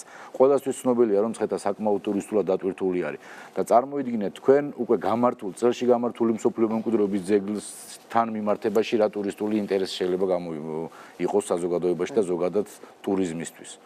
რაც შეეხება იმ ნაგებობებს, რომელიც უკვე აშენებულია, რომელზეც თქვენ საუბრობდით, რის გამოც სტატუსი შეიცვალა მცხეთამ, რა ელოდება სამომავლოდ? იცით რა, ჩვენ მსჯელობდით და მე ვფიქრობ, ეხლა გავდივარ ზუსტად კონსულტაციებს, ზუსტად ჩამოსული ვიყავ დღესვე მცხეთის მიწათსარგებლობის გენერალური გეგმის განხილვა ქონდა ინსტიტუციებში. ჩვენ ვსჯელობთ, რომ იქნება მივანიჭოთ არა, ასე ვთქვათ, შეუსაბამო ნაგებობის სტატუსი. ამ შენობებს ეს სამართლებრივად აუცილებელი პროცედურა არის. გამომდინარე იქიდან, როდესაც ექნება სახელმწიფოს უფრო მეტი შესაძლებლობები, რომ მოხდეს ამ ადგილების, ასე ვთქვათ, ჩანაცვლება ამ ორგანიზაციების სხვა ადგილზე გადატანა. ეს არის ერთ-ერთი მეთოდი, ახლა რაზეც ვსჯელობთ. შეგიძლიათ გითხრათ კონკრეტულად რომელ შენობებზე მიდის? აქ არის საუბარი პოლიციის შენობა, გუბერნიის შენობა, იქ 3 შენობა აშენდა, მეოთხე იყო დაწყებული იუსტიციის სახლი, რომელიც გაჩერებული არის. საკსტანდარტია თუ არ ვწდები ის მესამე შენობა, რომელიც ფუნქციონირებს დღეს. და აი ამ შენობებზე არის საუბარი, რომელიც პირდაპირ იმ ადგილზე არის, სადაც მკაცრი დაცვის რეჟიმი. შესაძლოა საომალოდ განხორციელდეს ამ შენობების დემონტაჟი. იცით რა არის, მთავარია ჩვენ კიდე ერთხელ ამბობ, რომ მეცნიერულად სწორედ დასაბუთებული იყოს, ჩვენ ესე უალტერნატივოთ ამას სტატუსი მივანიჭოთ და ამით დავამთავროთ, ესე არა. რა თქმა უნდა იყოს მოძებნილი ალტერნატივა, თუ სად შეიძლება მსგავსი შენობების განთავსება, ასე ადმინისტრაციული იუნესკოს რეკომენდაცია როგორია ამ? იცით რა, ეხლა გენერალური გეგმის დრაფტი ანუ პროექტი გადაგზავნილი არის მსოფლიო მემკვიდრეობის ცენტრში, ანუ ჩვენს წასვლამდე სანამ წავიდოდით, მომზადებულია უკვე გენერალური გეგმა, გადაგზავნილია და ველოდებით რეკომენდაციებს. აი რეკომენდაციებიდან თვითონ კონკრეტულ რეკომენდაციებს ამ დოკუმენტთან დაკავშირებით და იმ რეკომენდაციებიდან გამომდინარე ვიმსჯელებთ აი ამ ობიექტებზე. რაც უკვე მიღებული გაქვთ იმ რეკომენდაციებს რაც შეეხება? რაც უკვე მიღებული გვაქვს ის რეკომენდაციები არის მნიშვნელოვანი ის, რომ რა თქმა უნდა პირველ რიგში მცხეთას თვითონ ქალაქის ადმინისტრაციულ საზღვრებს უნდა დაუბრუნდეს ჯვარი, დღეს არ შედის ჯვარი ქალაქის ადმინისტრაციულ საზღვრებს, შედის თემის ტერიტორიაზე. უნდა გაგრძელდეს კვლევები და მივიდეს ბოლომდე მცხეთის გენერალური გეგმის დამტკიცება. მცხეთის გენერალური გეგმის დამტკიცებას უნდა მოყვეს ისტორიული კულტურული საყრდენი გეგმის მომზადება. ეს არის სრულფასოვანი კულტურული მემკვიდრეობის ამომწურავი კვლევა, რის საფუძველზეც შედგება განაშენიანების რეგულირების გეგმები. გენერალური გეგმა განსაზღვრავს სად რა შეიძლება, უკვე იმ სად რა დაშვებადობიდან გამომდინარე, სად როგორი რა განაშენიანება ან არსებულის სიტყვაზე შეცვლა და ასე შემდეგ და ასე შემდეგ. საკმაოდ კომპლექსური დოკუმენტია. და ამ ძეგლების კონსერვაციის გეგმა, რომელიც უკვე თითქმის მზად არის და ეს უნდა გადავაგზავნო. ამ სამი ძეგლზე მაქვს საუბარი, რომლებიც შედის მსოფლიო მემკვიდრეობაში. და მეოთხე ეს არის 2012 წელს შეცვლილი კულტურული მემკვიდრეობის ზონები, საკმაოდ საინტერესოდ შეიცვალა და ცუდად შეიცვალა არქეოლოგები განხორციელდა. მაშინ განხორციელდა ის, რომ არქეოლოგიური ზონას მოეჭრა გარკვეული ტერიტორიები და გადავიდა განაშენიანების რეგულირების ზონაში. ეს ნიშნავს განაშენიანებას, არქეოლოგიის ზონა არის ყველაზე მკაცრი დაცვის ზონა.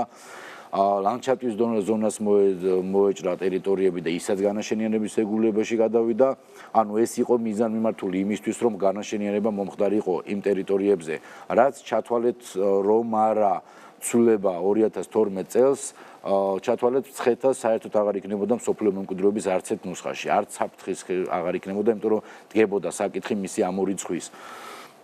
ამიტომ ჩვენ ახლა მსჯელობთ და უკვე წარმოდგენილი არის მოსაზრებები თუ უკან უნდა დავაბრუნოთ იმ 2012 წელს შეცვლილი ზონები და ასევე კიდევ უფრო დავხვეწოთ, იმიტომ ეს იყო 2006 წელს დადგენილი ზონები და უფრო მეტად დავხვეწოთ იმ ზონების რეჟიმები, საზღვრები, ფართობები და ასე შემდეგ და ასე შემდეგ. როდესაც განაშენიანებაზე საუბრობთ, საინტერესოა მოხდა თუ არა, მოესწრო თუ არა, მოდით ასე გითხავთ ამ ზონების განაშენიანება და რას მისცემს, ვთქვათ, აი ამ ზონების დაბრუნება. იცით რა არის, რაღაც ადგილებში მოხდა განაშენიანება, რაღაც ადგილს არის ფიქრის გორა ძირითადად, ის ლანდშაფტის დაცვის ზონა იყო და იქ ასე ვთქვათ შეიკვეცა ტერიტორიები, სამწუხაროდ მოხდა არქეოლოგიური დაცვის ზონაში, არ ვიცი ვისაც ცხეთა აქ ნანახი და ვინც კარგად იცნობს ცხეთას, იქ ჩვენ გვაქვს ესეთი საიტი სამთავრო სამაროვანი.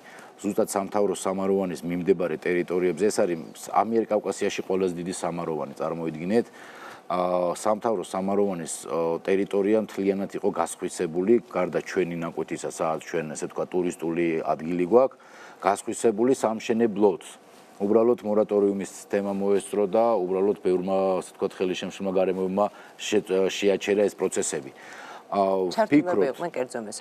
კერძო მესაკუთრეები არიან დღეს იქ და მათი ინტერესებიც მნიშვნელოვანი გასათვალისწინებელია, რა თქმა უნდა, და ამიტომ გენერალური გეგმის მთავარი ამოცანა იყო და ეხლა ამაზე მიდის მსჯელობა და ზუსტად მსოფლიო მემკვიდრეობის კომიტეტშიც მიდის ამ საკითხებზე მსჯელობა ამ გენერალურ გეგმაზე, რომ ამ ადამიანების ინტერესიც, იმიტომ რომ ეხლა იმათმა რა დააშავეს, სახელმწიფო მიყიდა.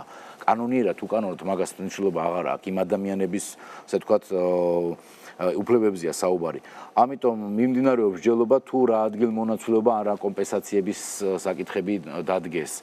და მე ვფიქრობ, ისინი ძალიან ღელავენ, მე ვფიქრობ, რომ ობიექტურად იქნება გადაწყვეტილი მათი საკითხით. ისე რომ ცხეთის ზონებს საფრთხე არ შეექმნება, მაგრამ მათი ინტერესები იქნება დაცული. გასაგებია, კიდევ ერთი ძალიან მნიშვნელოვანი საკითხი. საინტერესოა იუნესკო როდის განიხილავს ბაგრატის და გელათის სტატუსის შეცვლის საკითხს, რომლებიც სამწუხაროდ ასევე საფრთხის შემცველსიაში. მე ვფიქრობ 2017-ში უკვე 51 სესიაზე დადგება ეს საკითხი. ჩვენ უკვე მზად ვართ და სექტემბერში ვაგზავნით გელათის საზღვრების მოდიფიკაციის დოკუმენტს. ეხლა გარკვეული შენიშვნები ჰქონდათ კომიტეტს და მიმდინარეობს ამის რევიზია და ჩასწორება. რაც შეეხება ბაგრატის თემას, ჩვენ მსჯელობთ და ვმუშაობთ რამოდენიმე საერთაშორისო ინსტიტუციასთან იმასთან დაკავშირებით, რომ ბაგრატის მიმდებარე ტერიტორია არა მარტო შუა საუკუნეების, არამედ საკმაოდ ძველი დროიდან იწყება ამ ტერიტორიის განაშენიანება და გვინდა ეს მთლიანი გორა, ასე ვთქვათ, მეცნიერულად დასაბუთებულად წარვადგინოთ წინასწარულ ნუსხაში. კულტურული მემკვიდრეობის, სადაც თვითონ ბაგრატის ტერიტორიაც შედის. რომ ჩვენ გვქონდეს და სურვილი არის, რომ უაპელაციოდ ერთი ძეგლი არ დავკარგოთ მსოფლიო მემკვიდრეობიდან.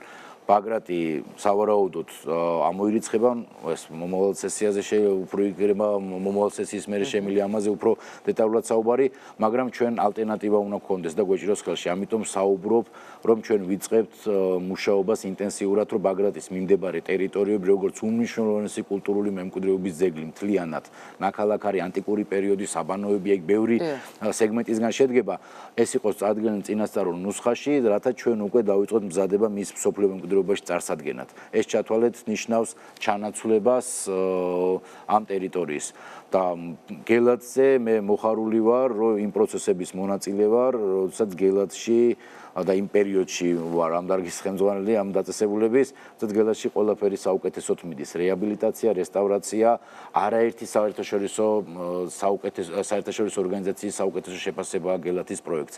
და იცით რომ აქ ჩართული არის მუნიციპალური განვითარების ფონდი, ამერიკის საელჩოს დაფინანსებით ხორციელდება სახელმწიფოსი, ასე შემდეგ და ასე შემდეგ. წარმატებებს გისურვებთ, ძალიან დიდი მადლობა. დიდი მადლობა. 20-30 შეკითხვებს ნიკოლოზ ანთიძე პასუხობდა, რეკლამის შემდეგ კი ზვიად თხელიძის საავტორო რეპორტაჟი არქივიდან.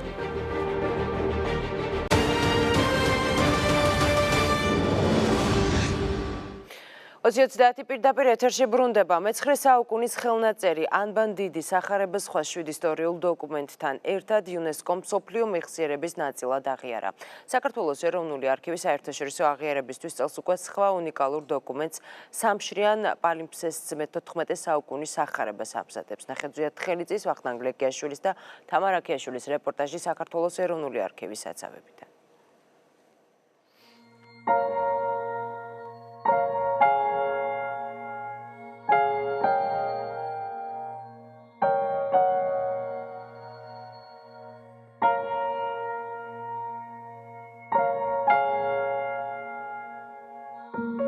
საქართველოს ეროვნული არქივის სამეცნიერო განყოფილების უფროსი ქეთი ასათიანი თორტიზას მონასტრის მე-9 საუკუნის სახარებისთვის სპეციალურ ბალიშებს ამზადებს. არქივის საცავში დაცული უნიკალური სახარება სხვა უძველეს დოკუმენტებთან ერთად ცოტა ხნის წინ იუნესკოს მსოფლიო მეხსიერების რეესტრის ნაწილი გახდა.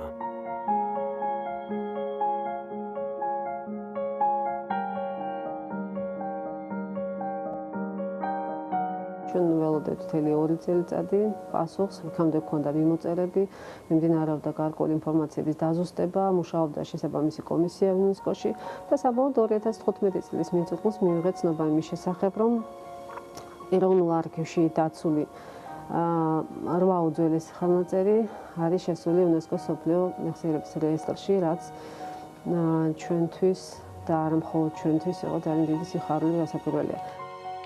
წელს კი იუნესკოში სხვა მე-14 საუკუნის სახარება გაიგზავნება, რომელიც იმით არის უნიკალური, რომ სამშრიანი პალიმფსესტია და სამივე შრეზე ქართული ხელნაწერი იკითხება.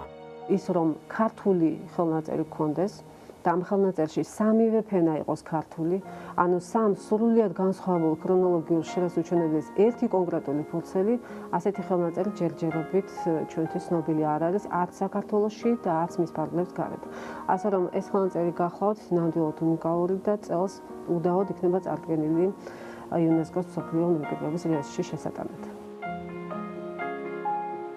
ძველსაბუთთა განყოფილების უფროსი მანანა ჭუმბურიძე 58 წელიწადია დოკუმენტებს სწავლობს. ის ახლა მე-19 საუკუნეში გადაწერილ ვეფხისტყაოსანს ათვალიერებს, რომელიც ჯერჯერობით შეუსწავლელია, რადგან 2 საუკუნის წინანდელი ხელნაწერი სარესტავრაციოა. ვეფხისტყაოსანი საქართველოს ეროვნულმა არქივმა შარშან 18252 საქმეში გაერთიანებულ უამრავ წერილობით დოკუმენტთან 30,000 ელექტრონულ ფაილთან და ასეულობით ფოტო, ფონო და კინო მასალასთან ერთად შეიძინა.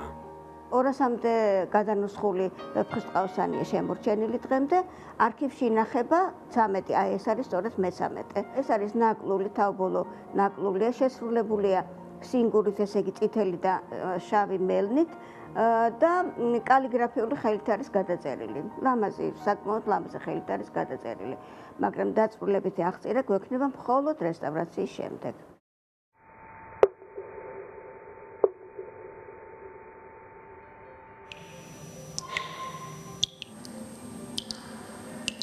ყველა დოკუმენტი შეძენიდან საცავში მოხვედრამდე ამ ლაბორატორიას გაივლის. ამჟამად ეტრადზე შესრულებული მე-14 საუკუნის ჟამგულანზე, ანუ საეკლესიო კრებულზე და მე-19 საუკუნის დოკუმენტებზე მუშაობენ. მერი ახობაძე საქართველოს ეროვნული არქივის ერთ-ერთი უხუცესი თანამშრომელია. ის ახლა არქივის ქუთაისის ფილიალის მიერ გამოგზავნილ დოკუმენტებს ასუფთავებს და ხსნარით ამუშავებს. პერგამენტი არ ირეცხება. პერგამენტი იწმინდება სპირტში და ხსნარებში, მაგრამ ქაღალდზაბუძვლიანი, რომელიც მოდის, ისინი თითქმის არის დაბინძურებული და მას ვრეცხავთ ვანებში. მხოლოდ ქიმიკატებთან ერთად, მარტო წყალი მას არაფერს არ უზავს. ხანდისხან მიწა არის, ობები არის, სოკოები არის და ვცდილობთ ეს გავანთავისუფლოთ ეს საბუთი ამ სოკოებისგან და ობებისაგან.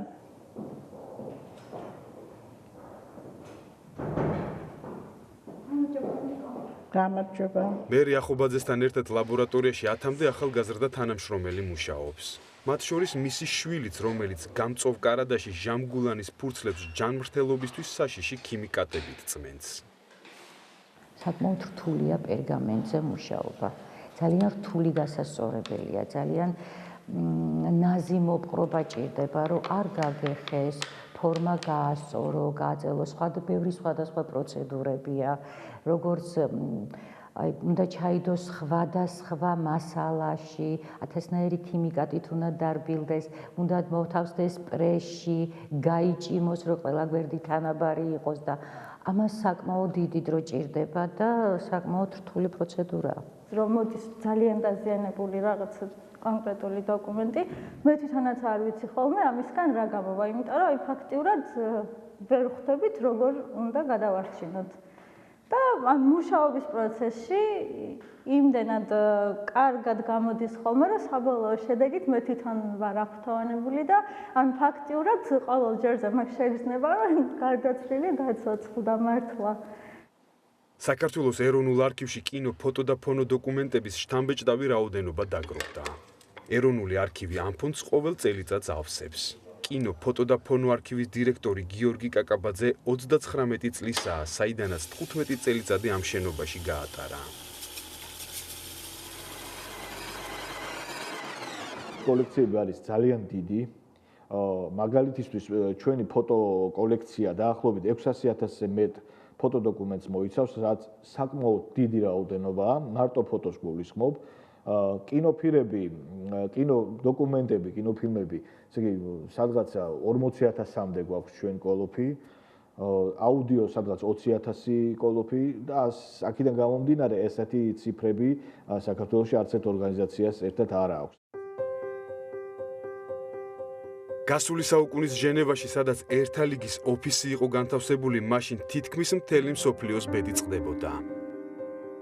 1934 წლამდე, ანუ იქამდე, ვიდრე საქართველოს საბჭოთა კავშირის ნაწილად არ აღიარეს, საქართველოს პირველი რესპუბლიკის ელჩი ერთა ლიგაში ხარიტონ შავიშვილი იყო. მისი პირადი არქივის ციფრული ვერსია უკვე საქართველოშია. ხარიტონ შავიშვილის არქივის შესახებ ამავე დაწესებულების საისტორიო არქივის დირექტორი ანტონ ვაჭარაძე გვიყვება.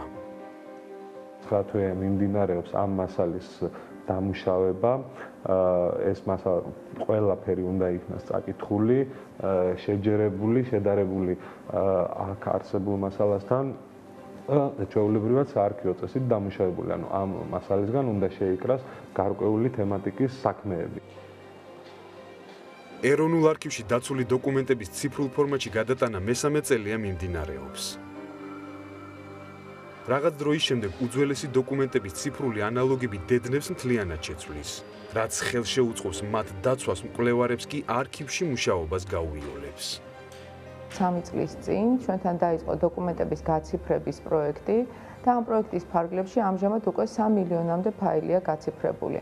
ამჟამად ეს პროექტი ინტენსიურად მიმდინარეობს და იმედი გვაქვს, რომ მაქსიმალურად ხელს შევუწყობთ დოკუმენტების დედნების დაცვას. სამეცნიერო კვლევითი საქმიანობა არქივის ერთ-ერთი ძირითადი მიმართულება არის უკვე დღეს და ჩვენ შეგვიძლია თამამად ვთქვათ, რომ ჩვენთან დაცული დოკუმენტები მართლაც თანამედროვე სტანდარტების მიხედვით იქნება აღწერილი, ანოტირებული და ამის დასტური გახლავთ იუნესკოს მიერ ჩვენი დოკუმენტების აღიარება.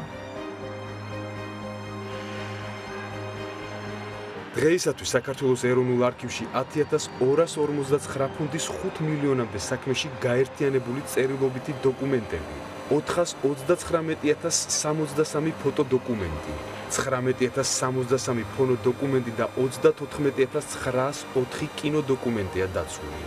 ამ დოკუმენტებიდან კიდევ რამდენი გახდება იუნესკოს, ანუ მსოფლიო მეხსიერების რეესტრის ნაწილი, ამას მომავალი გვიჩვენებს. ასეთი იყო 14 ივლისის 20:30 ყოველდღე 24 საათის განმავლობაში რეპორტაჟების და დღის ყველა სიახლის ნახვის საშუალება გაქვთ საინფორმაციო სააგენტო 20:30-ის გვერდზე 20:30-news. მე მაგაცინცაძე ვარ, ხვალამდე გემშვიდობებით, დროებით.